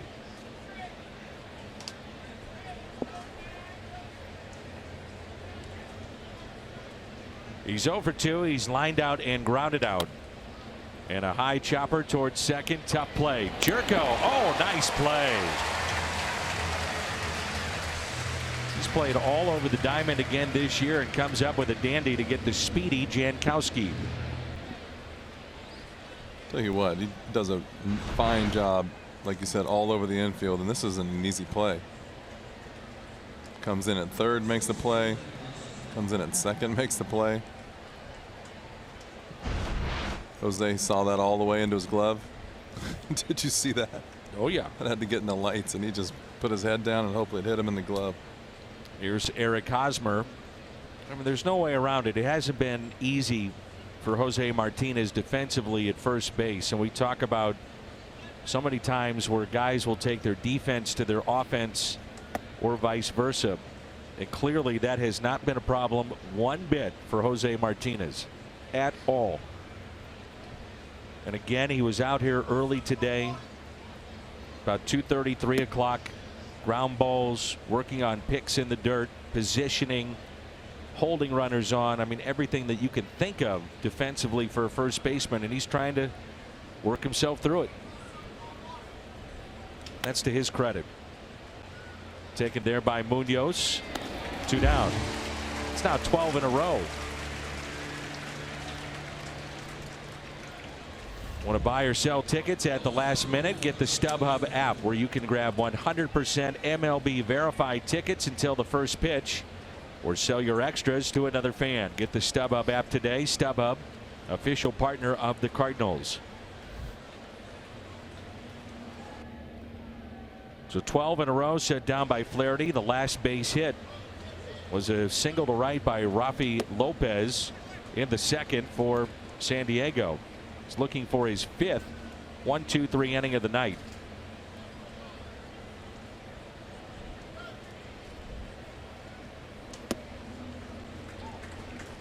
And it's 0-2.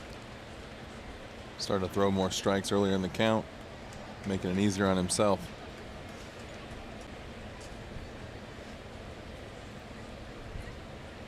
And the 0-2 pitch doesn't get the call on the inside corner.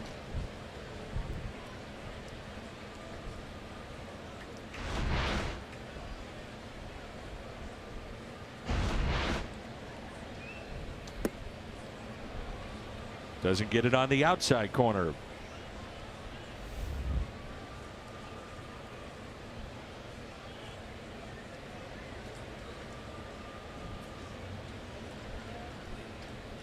And the 2-2.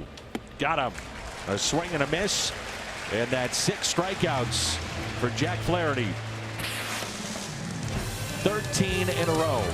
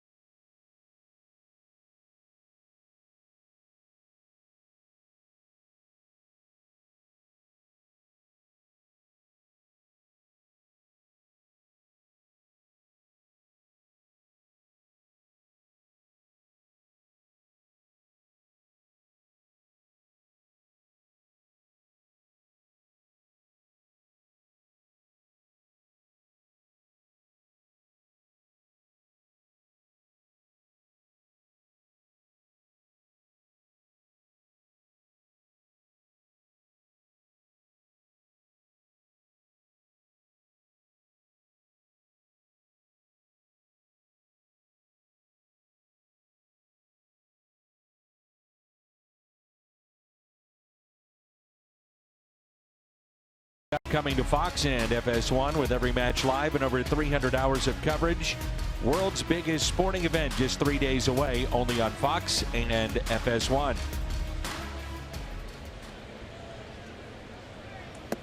And a strike to Dexter Fowler underway here in the home half of the sixth.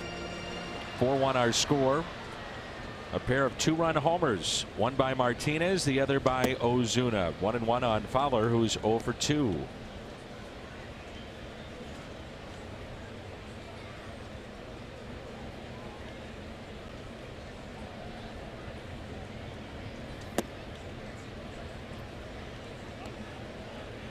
Phil Hughes, right-hander, picked up by San Diego a few weeks ago, throwing in their pen. And the 1-2.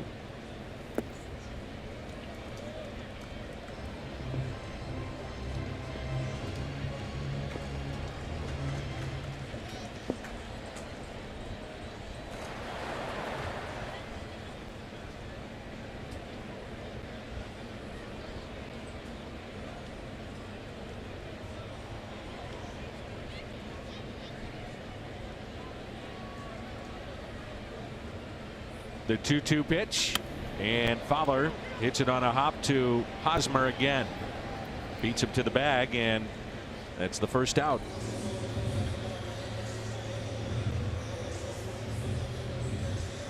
Jairo Munoz 1 for 2. His base hit, an infield hit off the glove of Lyles. Cardinals tonight thus far with 10 hits, 2 of those on the infield.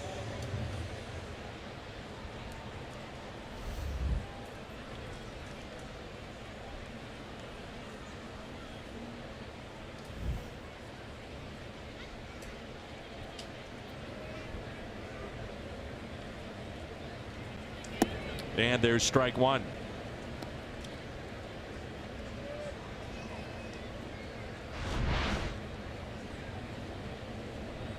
Talked about the curveball being an important pitch tonight for Lyles. One of those was on an 0-2, a hanger. Other times it's been sharper. But on the other side, Jack Flaherty, a shaky start, but really is settled in. A lot of breaking balls, especially early in the count from Lyles, and just keeping the hitters a little bit off balance. And like you said, that not a lot of balls hit hard except for Martinez, but those two guys in the middle of the lineup did all the damage.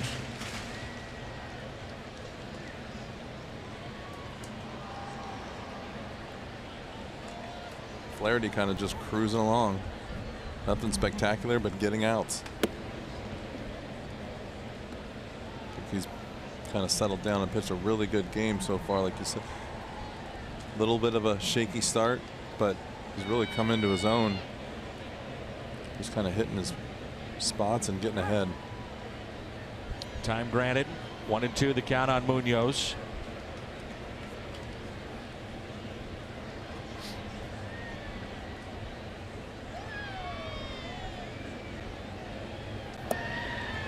And it's now 2-2.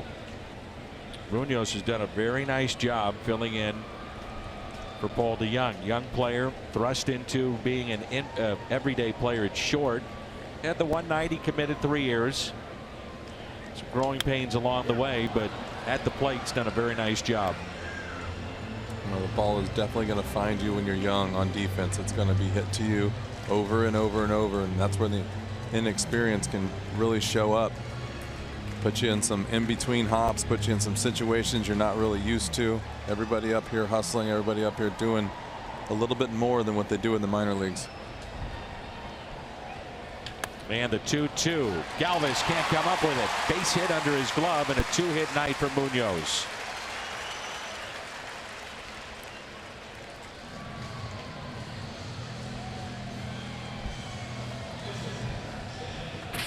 Take a look at our Budweiser. What's on tap? 2 more with San Diego. And then you'll notice the schedule gets a little bit tougher. Beginning on the 15th, as the standings are right now, The next 23 games will be against teams that are 500 or better. So a big stretch of tough baseball more than likely coming up for the Cardinals.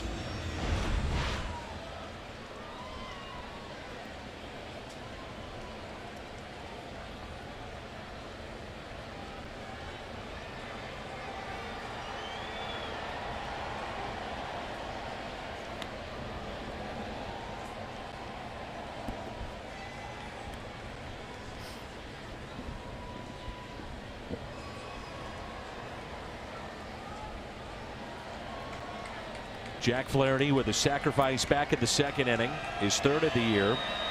Had the base hit into right. Reyes misplayed it. Then Flaherty wound up at third base. Munoz is running and a throw down to second. He's standing up and he's safe.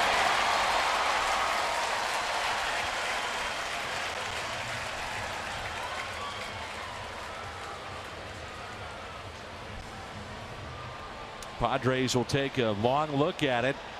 Munoz slow to get back up on his feet.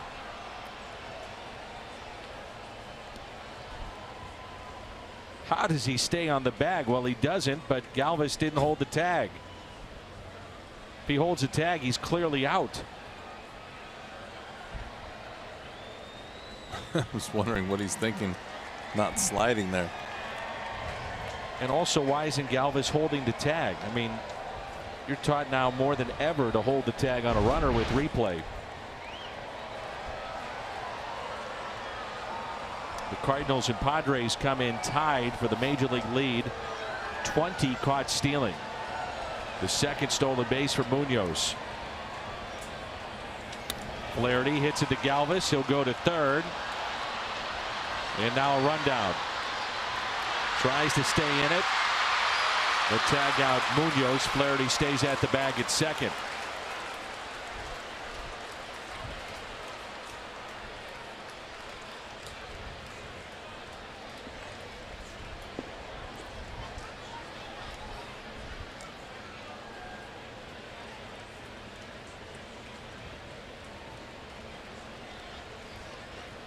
Slow to get up, and so is Villanueva. 6-5, 6-5 on that play.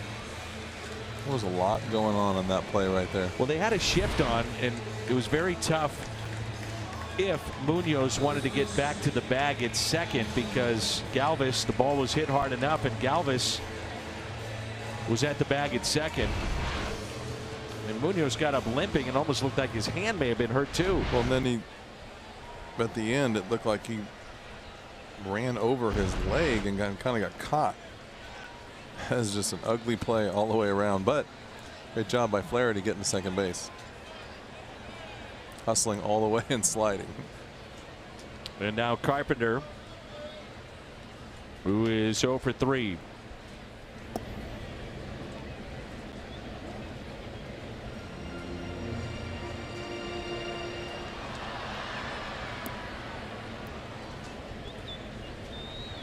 They're working on the leg of Munoz. Greg Garcia, you can see there, starting to stretch. Carpenter hitting .347 his last 24 games. He pulls it to Hosmer. He'll take it himself and steps on the bag. Sends us to the 7th in a 4-1 game.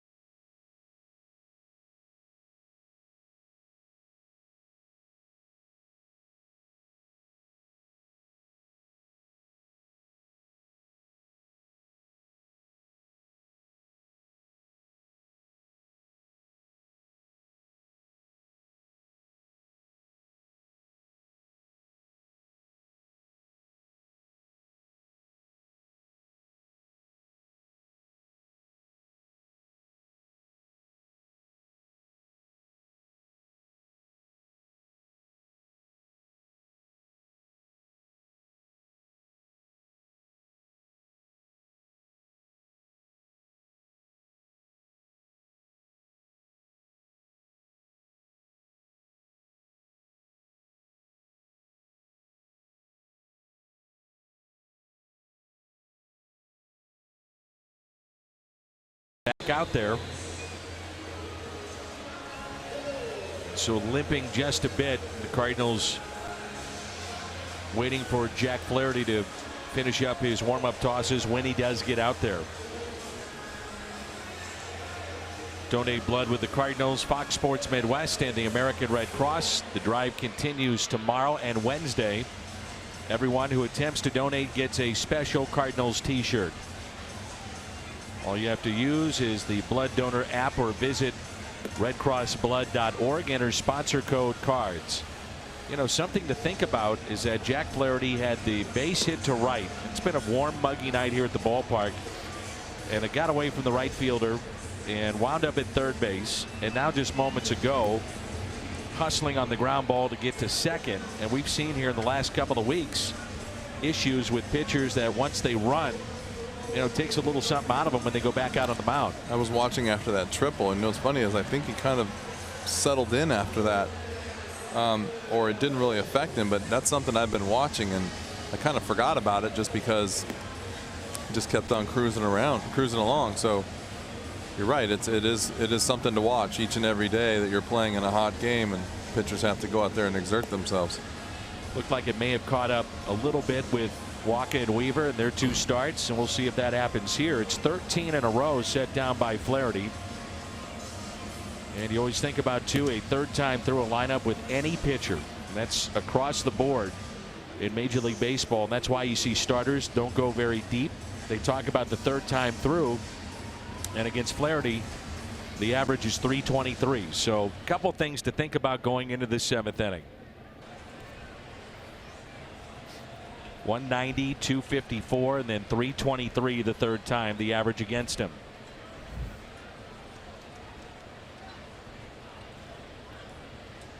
This heat is no joke when you're on the mound, for sure. Boy. I mean, I know it can take a toll on the guys out on the field, but you get the ball in your hand every pitch. It's a different animal. And the first pitch, a ball. Franmil Reyes, he's got 6 home runs, but 5 of those coming in the last 10 games. Talk about his great opposite field power.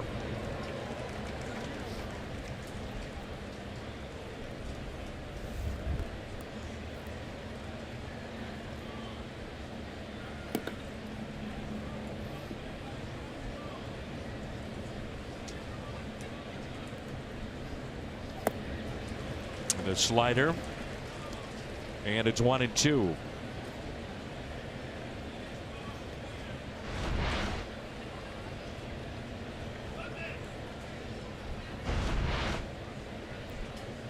And the next by Flaherty, fastball low and away.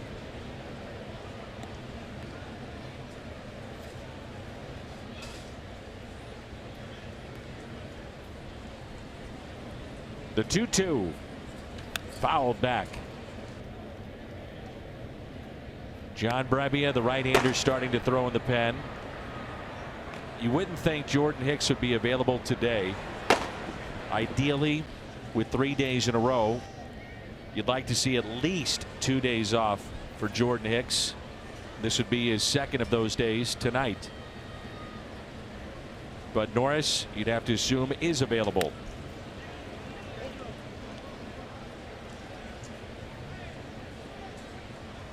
Two balls and 2 strikes. Pitch count at 92.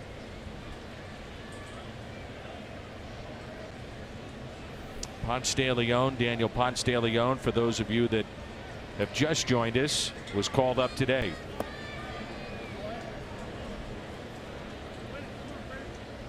Just the second 3-ball count since the 2nd inning now for Flaherty.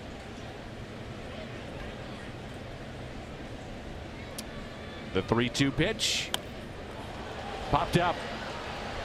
Molina will throw the mask, and he makes the play.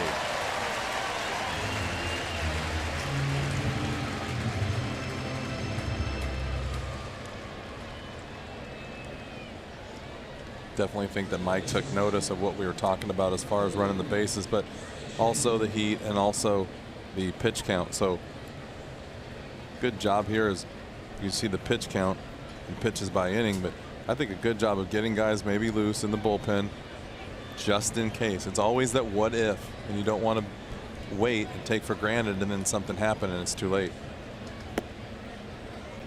You always hear that term, baseball happens. And sometimes it happens Fast. Yes, very, very fast. You're talking 5 or 6 pitches, could be 2 or 3 runs. Right. It doesn't always have to be the pitcher's fault.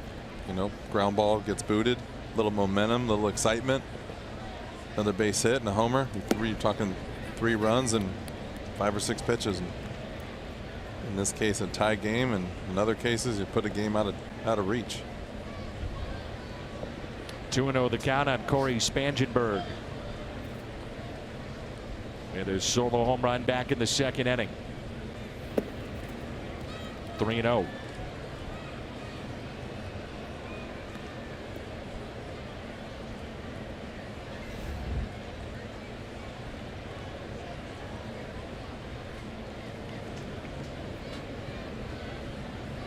And he walked him.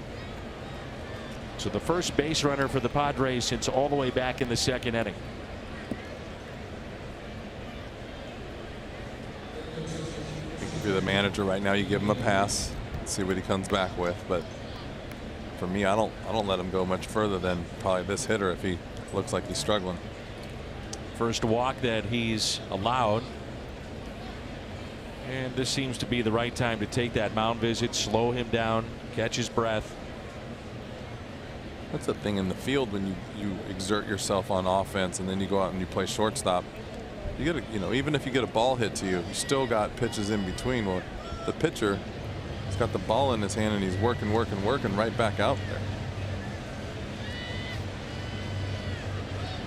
there. And that'll be it for Flaherty. So Mike Matheny will go to his bullpen after the 4-pitch walk.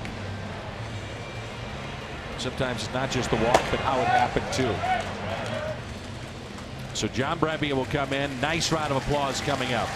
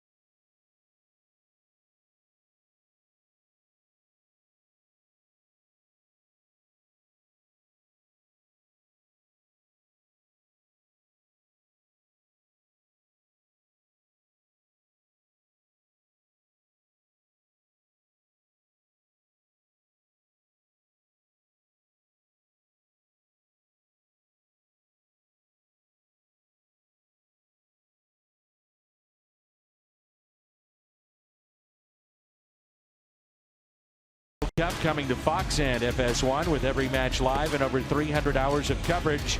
It's the world's biggest sporting event, just 3 days away, only on Fox and FS1. It was 14 in a row, and then the 4-pitch walk, and Jack Flaherty has a chance at win number 3 after this ball game is through tonight. Our Chevy call to the pen, John Brebbia, appearance number 17.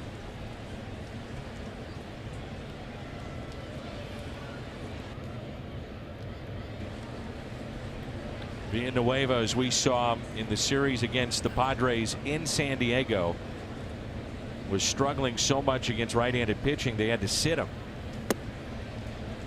Now the lefties, he's hitting 339, righties 183. And he had some stretch of 0 for 35, 36 in a row, something like that. It's a franchise record, but this young man has got a lot of talent.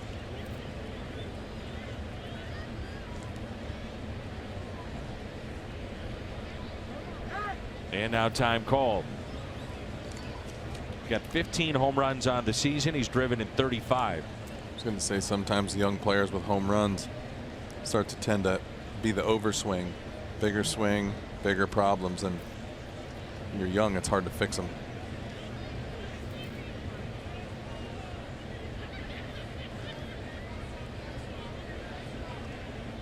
Oh, 0-1 pitch.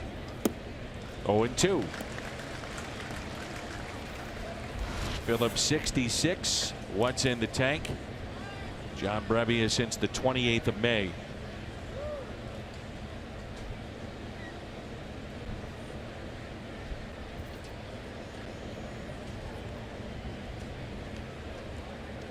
Here's an 0-2 pitch.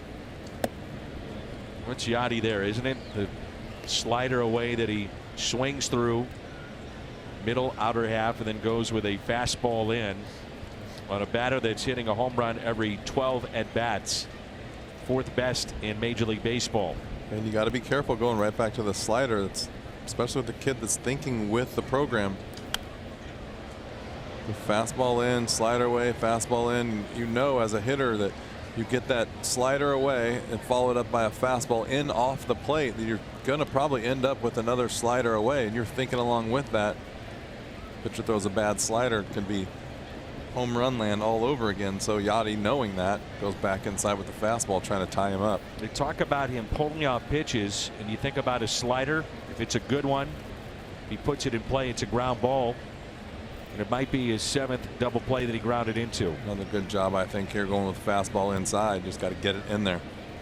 And the 1-2 pitch. He does, and it's 2-2.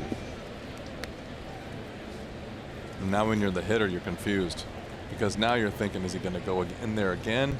Where's that slider coming from? Now you got to look for everything.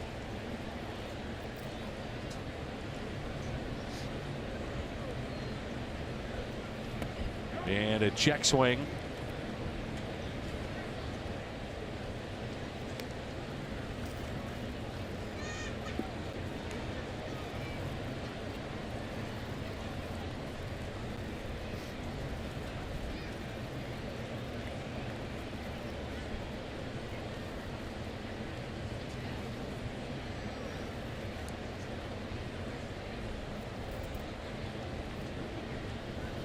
And a big 3-2 pitch by Brebbia. Popped up. Foul territory near the screen and out of play. Villanueva was already heading to the dugout. He thought that was going to be caught.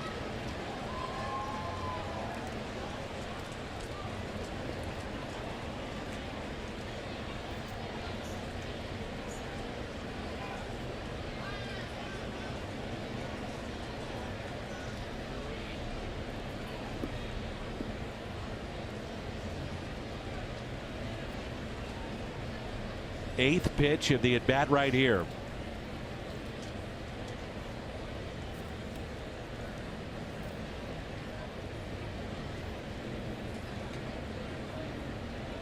The 3-2 just missed on the inside corner, and that'll bring the tying run to the plate. So back-to-back walks, Flaherty and Brebbia, and now Freddie Galvis,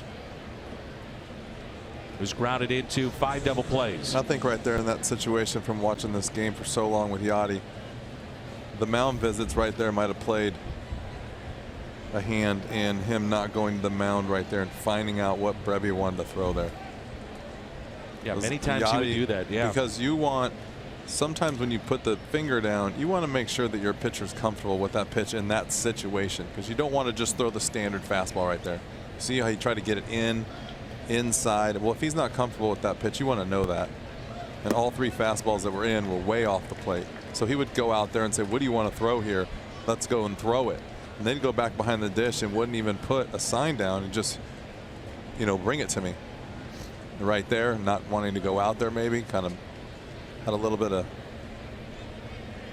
something to do with that. 0-1 pitch. The Padres have been very good in this spot. Runners in scoring position, hitting .264 as a team. And that's the 4th best average in all of baseball. The thing with that rule, to me, what frustrates me the most is, one, hate the change in the game, but two, you're basically penalizing the good teams that do the things the right way. Yeah, it's kind of annoying that he goes out there all the time, but at the end of the year, when your team's in first place because of that, it's not so annoying. I'll take an extra 2-minute game for him to run out there and make sure he's throwing the right pitch if my team is doing it right and winning. Tell that to Tim McCarver. It's the team. Well, like I said, go downstairs in the locker room, and my son was asking me why all those numbers are up there from all those wins. See all the pennants hanging all over the locker room. And for the last 18 years, they've had great catching.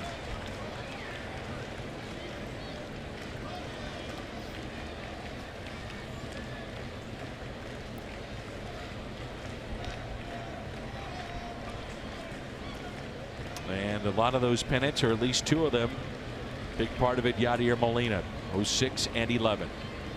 The 2-2 pitch to Freddie Galvis.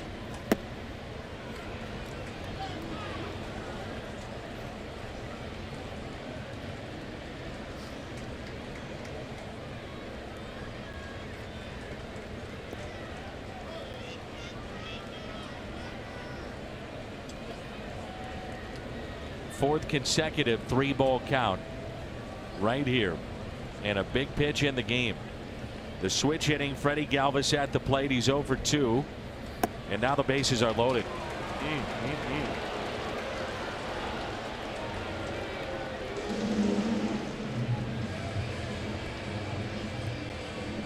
That's that same pitch on that side of the plate, the outside to the lefty, inside to the right. He's kind of leaving it out there.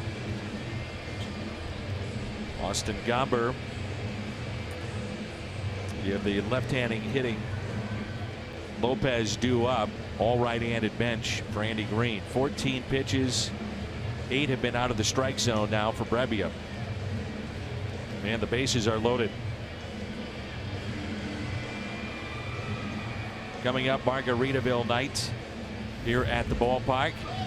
Get that Jimmy Buffett inspired t-shirt, cardinals.com/theme. June 29th, the Atlanta Braves will be here. That's a Friday night. Cardinals.com/theme. So here's Lopez, and he's 1 for 2. So essentially what you're saying is, Brebbia, you like the matchup against this lefty. You would think that if Gomber comes in the game, Andy Green then counters with a right-handed bat. So Mike Matheny sticking with this matchup. Take the matchup. Where do you like this guy against the hitter, Brebbia against this hitter, or Gomber against whoever's left on the bench? And you got to weigh those options. We'll see a pinch hitter coming up.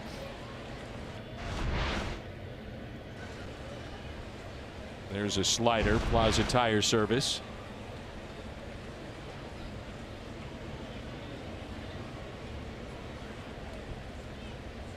And the 0-1 pitch. Now 0-2. Brebbia, coming into this appearance, had been one of the better pitchers for the Cardinals. Picked up a save over the weekend. And in this ball game, he had at one point 14 in a row set down. Walk by Flaherty, back-to-back walks from John Brebbia, and some anxious moments for Jack Flaherty. And the 0-2 pitch now to Lopez.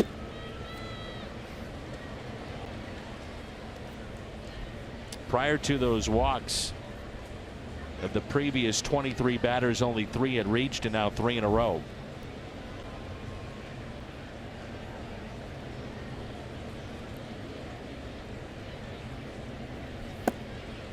Two and two. This is interesting here. You see that the slider is working, but the fastball is not. So what do? It's like he's not staying closed when he's throwing his fastball, so it's running off the plate. He's not hitting the spot, but the slider, he stays closed and makes a good pitch. Got to stick with the slider. Just hopefully he throws a good one. The 2-2 pitch. He did. Struck him out. One of the biggest strikeouts of the night, again with the slider. Sometimes you just have to go with what works.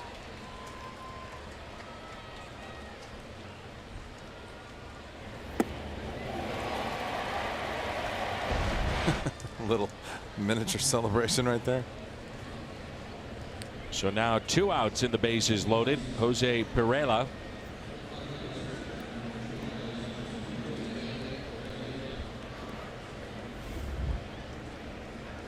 Went 6 for 17 in the series against the Cardinals.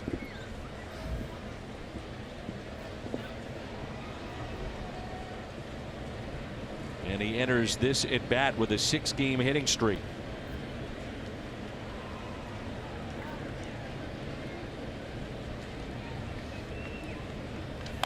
Fouled back. Yeah, I think you're onto something, Jimmy, with that fastball. You do see him open up a little bit, and that ball is tailing away from a left-handed batter running in on a righty. And I think sometimes as a pitcher, if you're kind of you don't get the velocity out of your fastball that you want, you try a little bit harder, and then that max effort makes you lose a little bit of control. So the slider, you tone it down a little bit to throw a good slider, and keeps everything composed.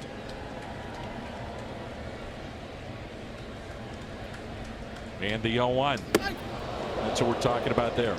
Yeah, he definitely looks like he's overthrowing just a little bit. And I'm sure Yachty recognizes it. You just can't keep flipping sliders up there. But and talk about the game gets out of hand in a hurry, right? So you walk this guy or you hit a man, and then a base hit is a tie game. And that's where you got to be really careful. Right now, they need 2 hits to tie up this game. You don't want to hit somebody and make it 1 hit. Here's a 1-1. 1-2. Gutsy call by Yachty right there. Good job by Brebbia coming back and throwing a strike.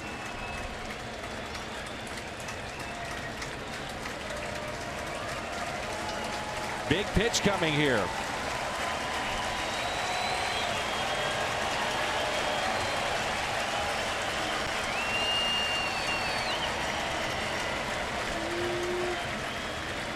The 1-2.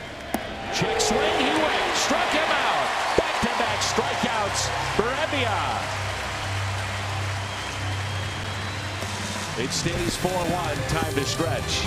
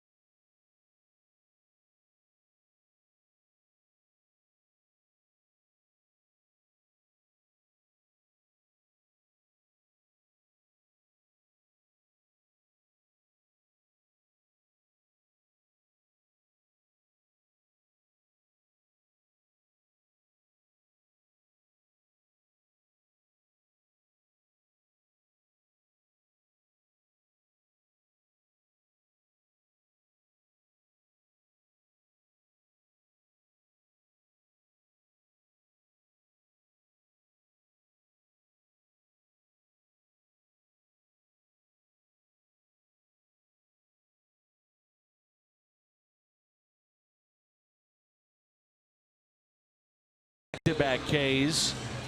This one with the bases loaded. The reaction to Jack Flaherty.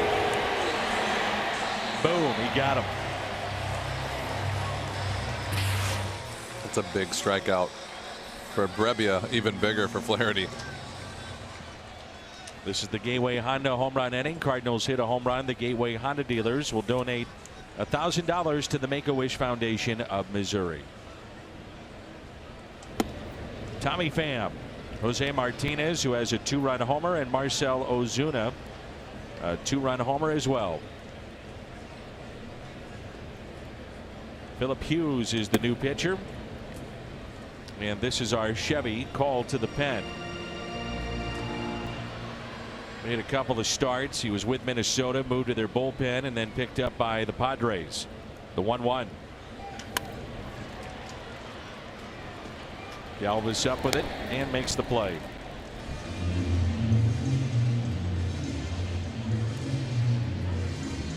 Jose Martinez is 3 for 3. 2 singles, 1 to center, the other to right. And also our Nissan drive of the game back in the third. A 2-run homer and some happy fans.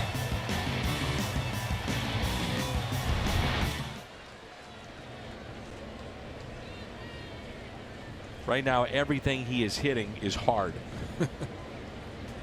Base hit up the middle, base hit to right, and homer. And puts it in the air into shallow right. 3 for 4 on the night. And the batter will be Marcell Ozuna. Ozuna single to center. And a 2-run homer back in inning number 5 on an 0-2 pitch and a hanging breaking ball from Jordan Lyles.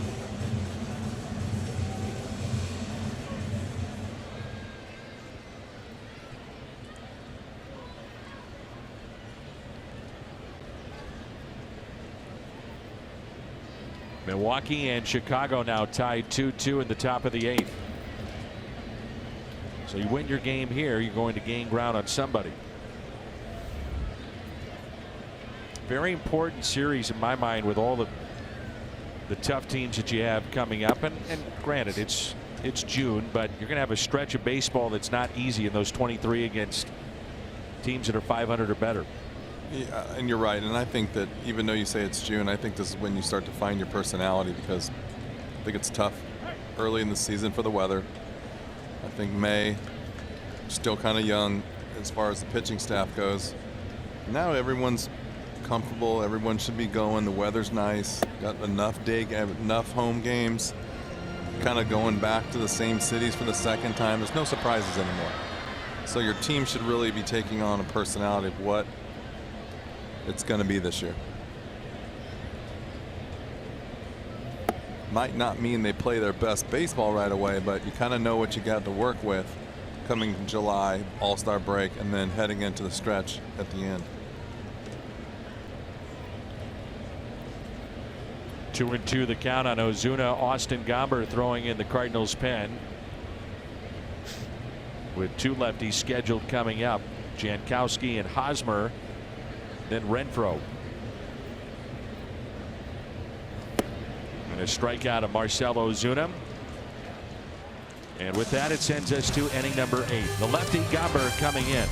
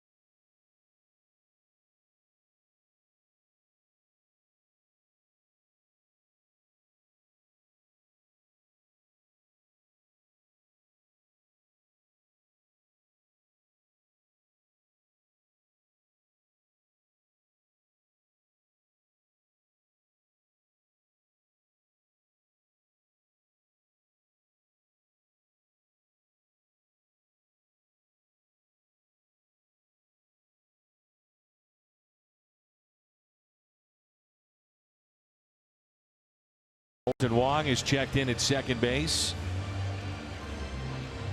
And from second to third goes Jed Jerko. Third to first goes Matt Carpenter.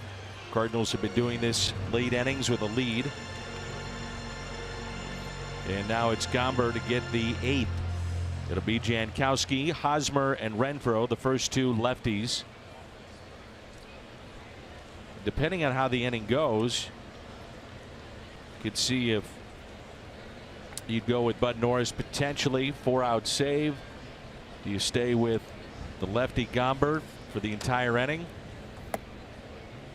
We'll see how it all plays out.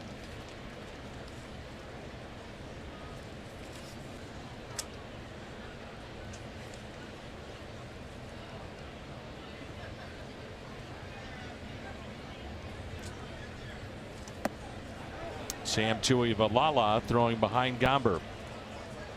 1 ball and 1 strike. So the big right-hander getting loose for St. Louis as well. Jankowski is 0 for 3, lined out, grounded out a couple of times. He was robbed by Jed Jerko back in the 6th. It's 2-1. So as we talked about, Hicks off limits. If not, he'd be in the ball game right now. I like this. You got Gomber right here. You get these 2 lefties out. Got a chance to see what he can do against the other guy in the 3-hole, Renfroe, because you have a 3-run lead right here, and if he doesn't get him out, then you make a decision. Or if you don't like the matchup, you just go straight to the righty in the bullpen. He's got a very good curveball, the 2-2, and it's slapped fair inside the left field line and into the seats. That'll be a double. Barely fair. And that's going to throw a monkey wrench in the program. Good piece of hitting right there.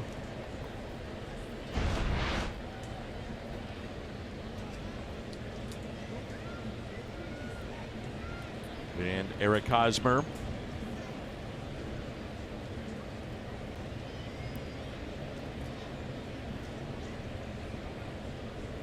Here are the changes that we talked about. Wong in the game, Jerko going to third, Carpenter to first.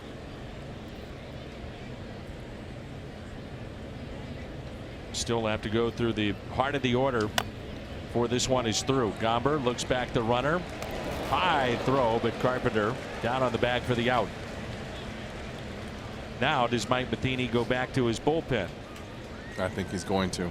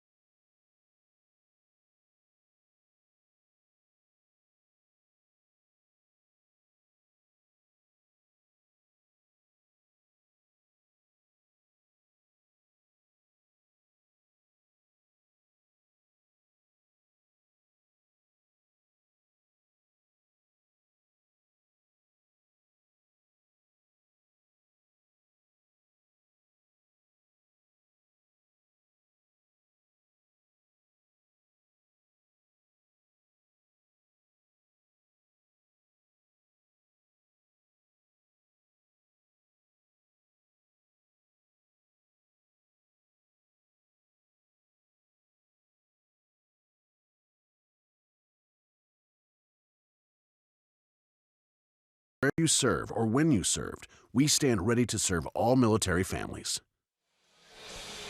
Along with Jim Edmonds, I'm Dan McLaughlin. Jim Hayes is here as well. Sam Tuivailala into the ballgame with a runner at second base. And the Cardinals with a 4-1 lead. This our Chevy called to the pen. Been much better against right-handed batters with just a .238 average. It's an all right-handed bench for the Padres. First batter faced has been a problem at times for Tuivailala. Couple of walks, hitters 6 for 15.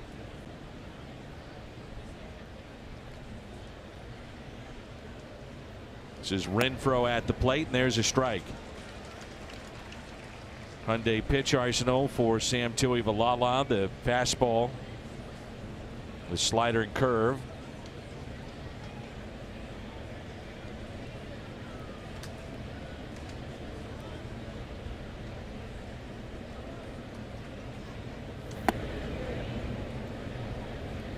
Like this move right here. I think this takes all the second guessing out of the game.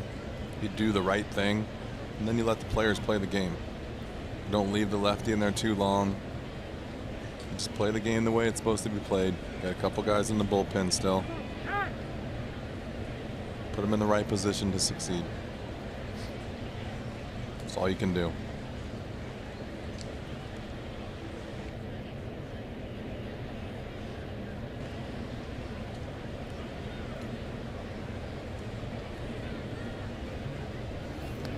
And that's to the backstop.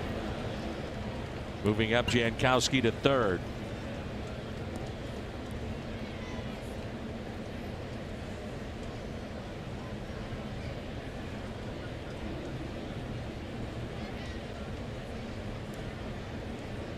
Tuivailala, if you're wondering, is allowed 3 of 9 inherited runners to score.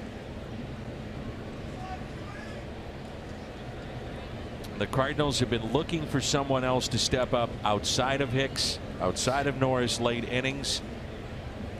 Who knows? It could be Sam Tuivailala.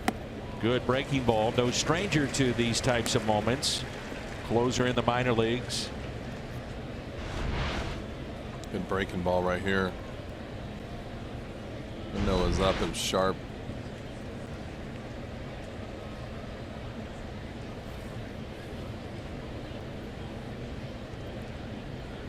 He had 47 saves in the minor leagues. The 2-2 got him to reach. Run will score. Quickly to first and got him.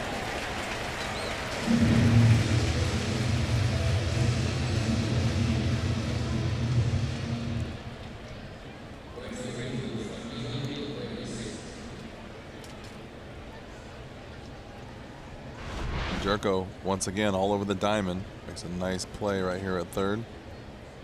Well, Renfroe got down the line pretty well. And so now 2 outs, nobody on, and Franmil Reyes. He's 0 for 3 tonight with a strikeout.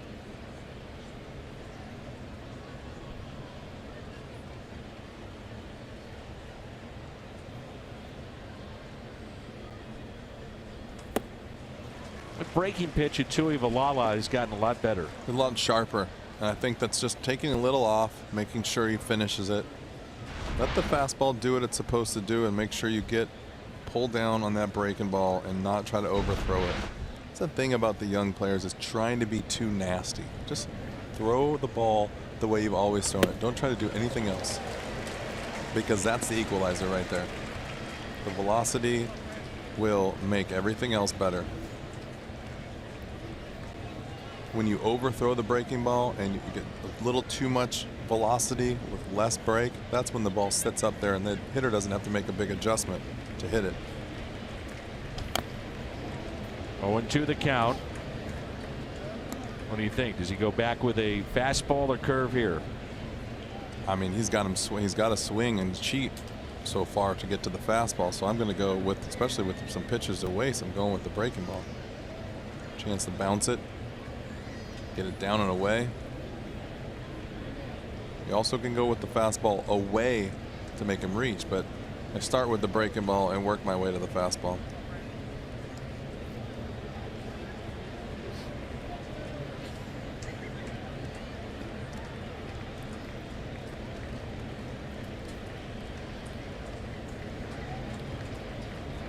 And the 0-2 away, got him.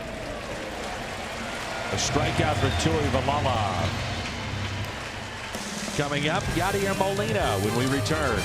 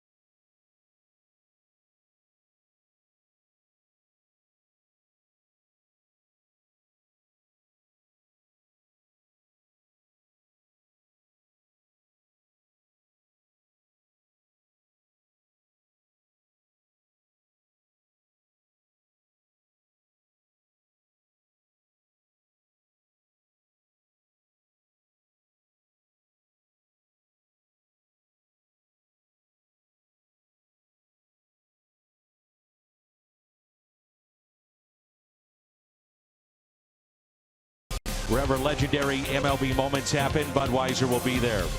By Ford, going further so you can.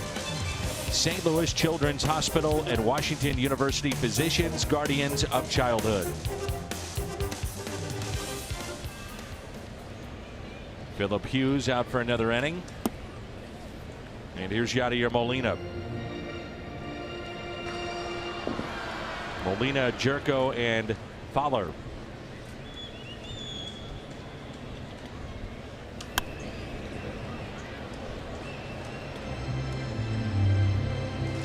May see a situation where the Cardinals, after Fowler hits, he could sit. Bader go into right field, which they've been doing more of here lately. Here's a 1-1. A crowd of 40,971 tonight. 40971.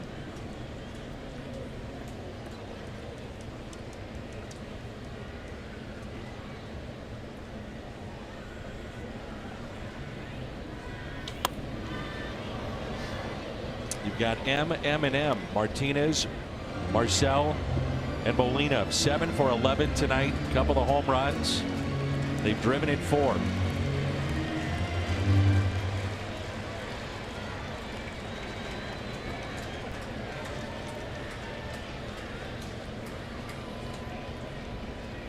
And the 2-2 pitch. But Norris throwing in the Cardinals' pen.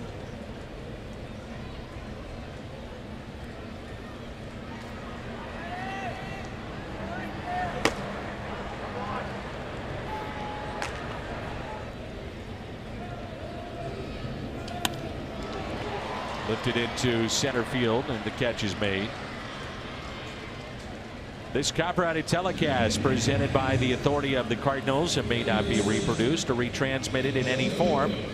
And the accounts and descriptions of this game may not be disseminated without the express written consent of the St. Louis Cardinals. They have stuck around, and why not? They may not have a battery on their cell phone anymore, but they're still at the ball game. And I'll tell you why here in just a moment. One out. Here's Jed Jerko. Young man on the right caught the home run hit by Martinez. Young man on the left, we gave him a signed ball. He did not look real happy, did he, Jimmy? No, he was like upset. Upset for sure. So we sent him a signed baseball, and then Dad's phone was going off, and everybody around them was on camera with their phones. So maybe no battery in the cell phone anymore, but a pretty good time at the ballpark. Well, if there's any battery left, it will start back up right now. Somebody give him a call and tell him he's back on TV. Clearly the young man with the bottle is not paying attention to the game anymore. See, he got it.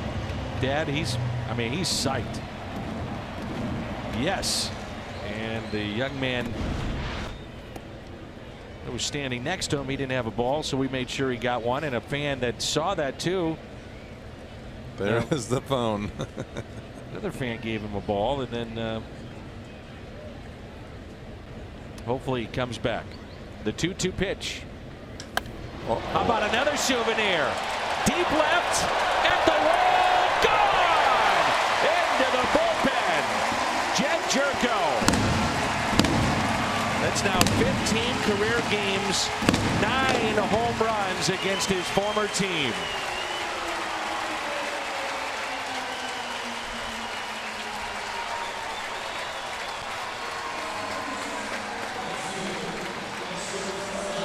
A 5-2 Cardinal lead that snaps a 2-for-20 skid for Jerko.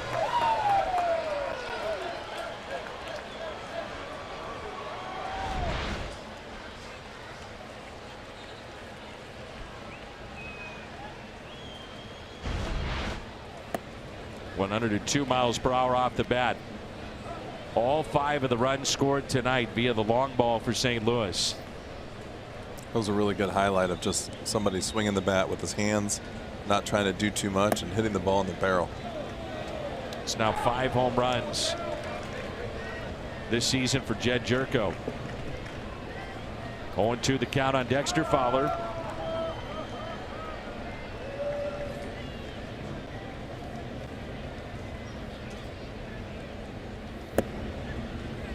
One and two.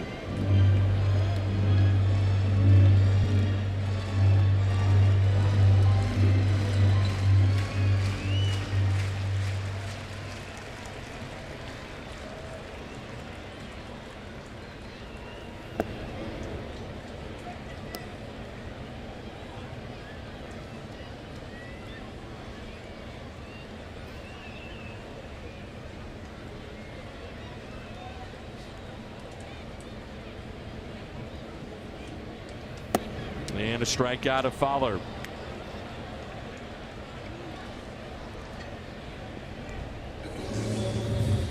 The batter will be Jairo Munoz. 5-2 our score.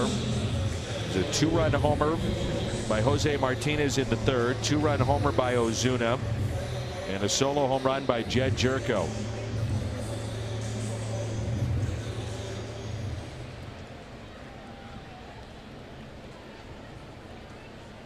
Usually when a closer gets hot, one way or another, he's coming in the game. Not always. But if you advance this lead, you get to a non-save situation. Just wonder if it's something that Mike would think about. Well, he would be, if he wasn't coming in, he'd be down. Yeah. So you're right. You got him hot, bring him in the game, or you set him down instantly. And he's still throwing. Pretty much means he's coming in this game.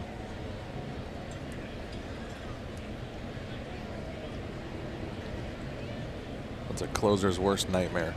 Being on the mound in the bullpen with a 3-run lead and the guy hitting a solo home run. Absolutely. In the 8th inning. The home run by Jed Jerko to make it a 5-2 St. Louis lead. Top of the 9th rolls in when we come back.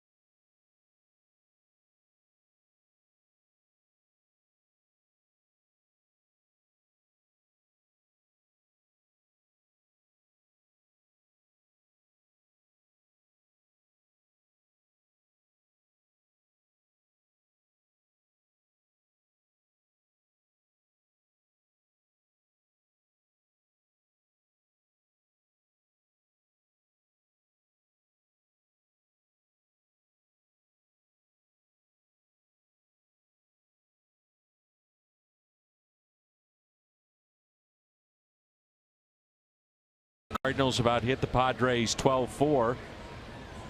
St. Louis got very good starting pitching by Jack Flaherty. Brebbia ran into some trouble but got out of it. We've seen Gomber, we've seen Tui Valala, and now Bud Norris.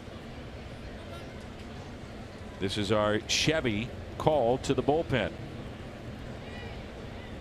2 days rest.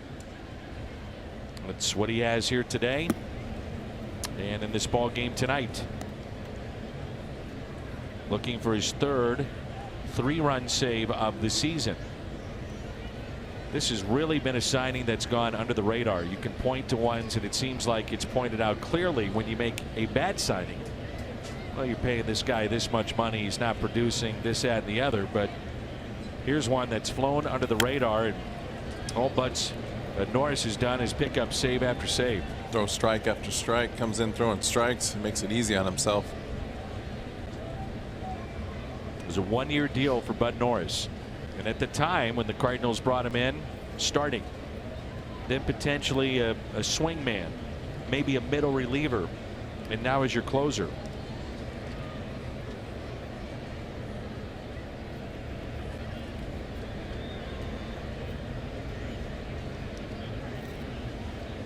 And the 1-1 pitch. Popped up left side, and that'll drop foul. Wade Davis with Colorado leads the National League with 20 saves. Brad Hand, the lefty of San Diego, he has 19. Norris is in the top 7 for saves in the National League.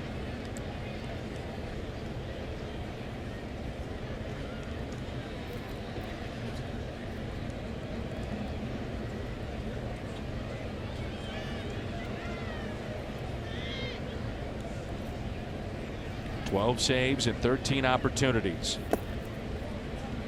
2-2.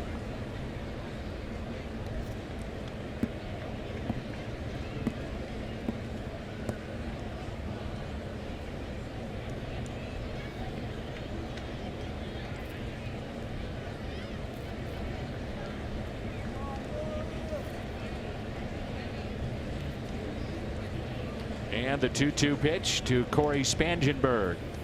Outside.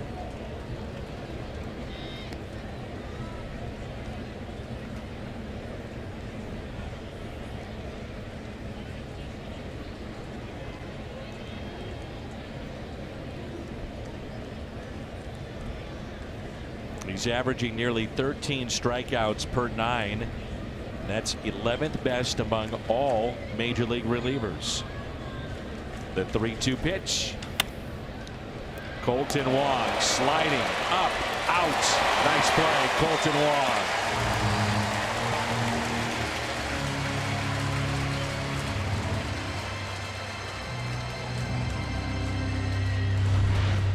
Like I said earlier about make the right decisions on putting the guys in the best possible spot to be successful. You make that defensive change, and right there you get a nice play and an out. Maybe earlier in the game that play might not be made. He's got some kind of range. Yes, he does. So 1 out in Christian Villanueva. Cardinals trying to pick up win number 36 and go to 8 games above 500. They're in the top of the 9th. 2-2 Cubs and Brewers.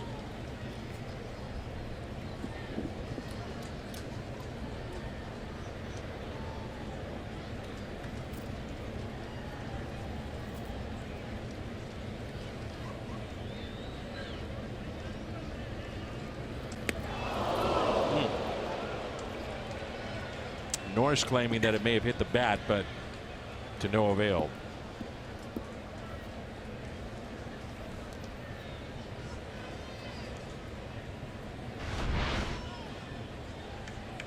Right off the elbow.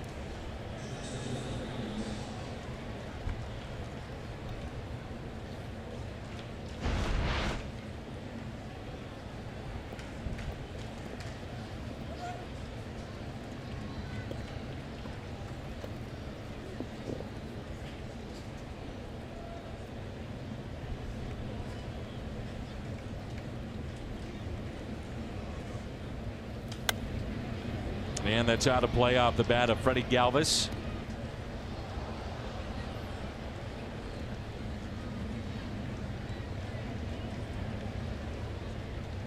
Pretty unusual for Norris to throw the ball up and in like that to a righty. He's got usually good control down and away and down in the zone.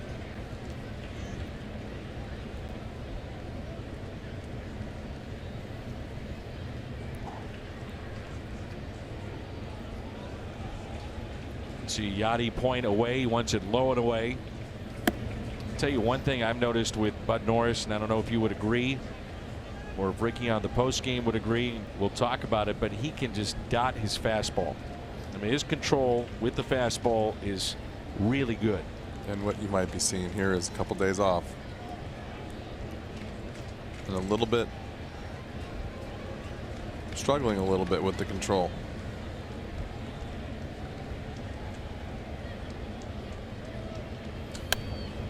And there's strike two.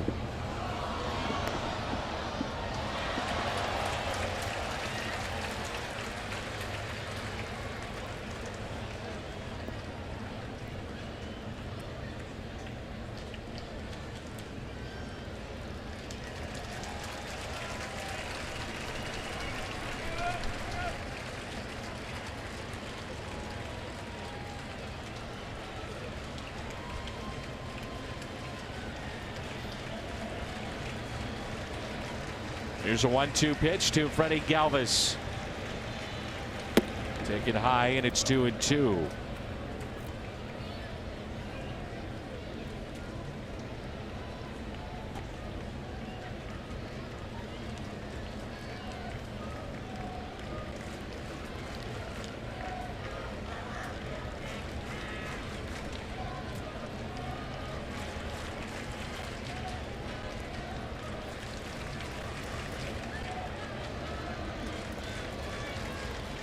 The 2-2 pitch. Lifted down the left field line and out of play. Let's turn to our Budweiser plays of the game. After the Jose Martinez home run, a no-doubter, Marcell Ozuna on an 0-2 pitch. Jed Jerko some insurance. Adds up to a 5-2 Cardinals lead, and our Budweiser plays of the game.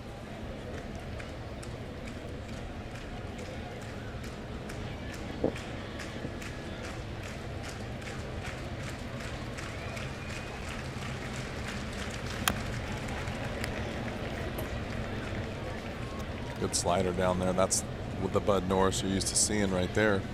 Down in the zone, a sharp slider. Take a look at this pitch right here. It's like a little tight cutter slider. Good down angle.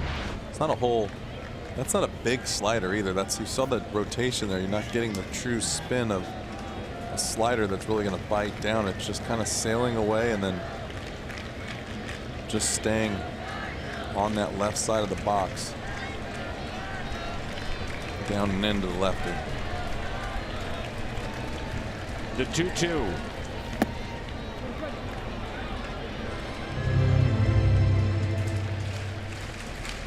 If he would walk him, it'd bring the potential tying run to the plate.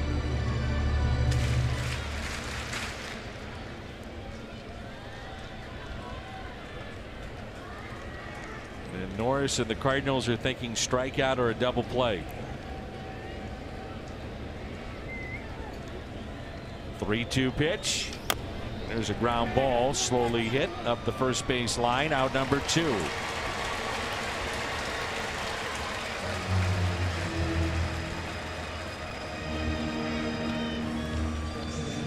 And Lopez, the final hope for the Padres here in game number 1.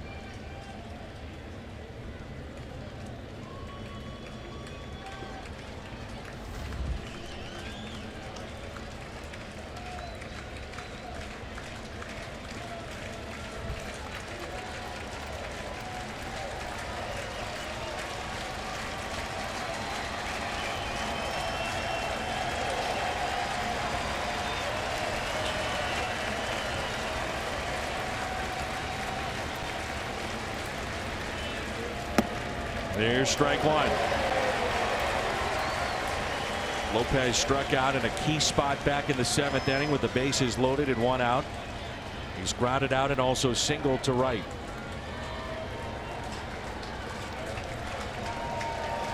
Padres had bases loaded with back-to-back hitters up. Brevius struck him out. The 0-1 pitch. Make it 0-2.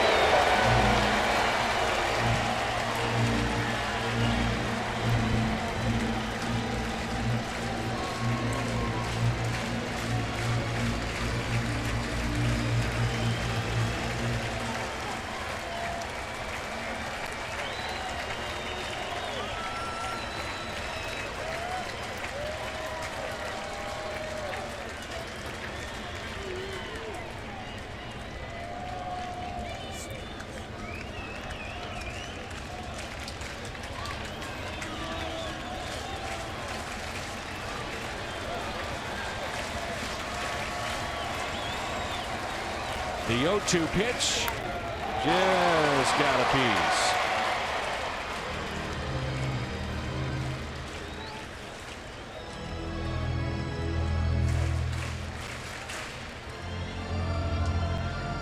One strike away from save number 13.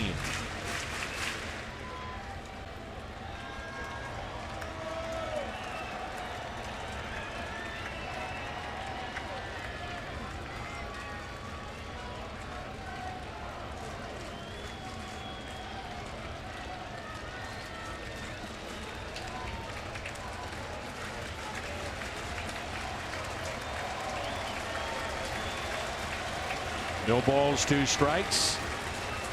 Check swing, and he struck him out. Save number 13 for Norris.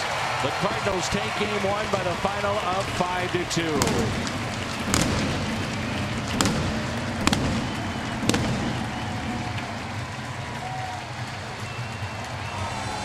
It's a solid win all the way around for the Cardinals. Timely hitting, good starting pitching. The bullpen held up. Bent a little, didn't break, and it's a win. I was going to say at the end it got a little tough there for a while, but they stayed together. Mike did a good job with the bullpen. Came through with the win there at the end, but I thought that's a good win right there. That's a little stressful win, but a good win nonetheless. Missouri Lottery Cardinals Live coming up. The Cardinals 5, the Padres 2. Rick Horton and Scott Warman standing by with a post-game show.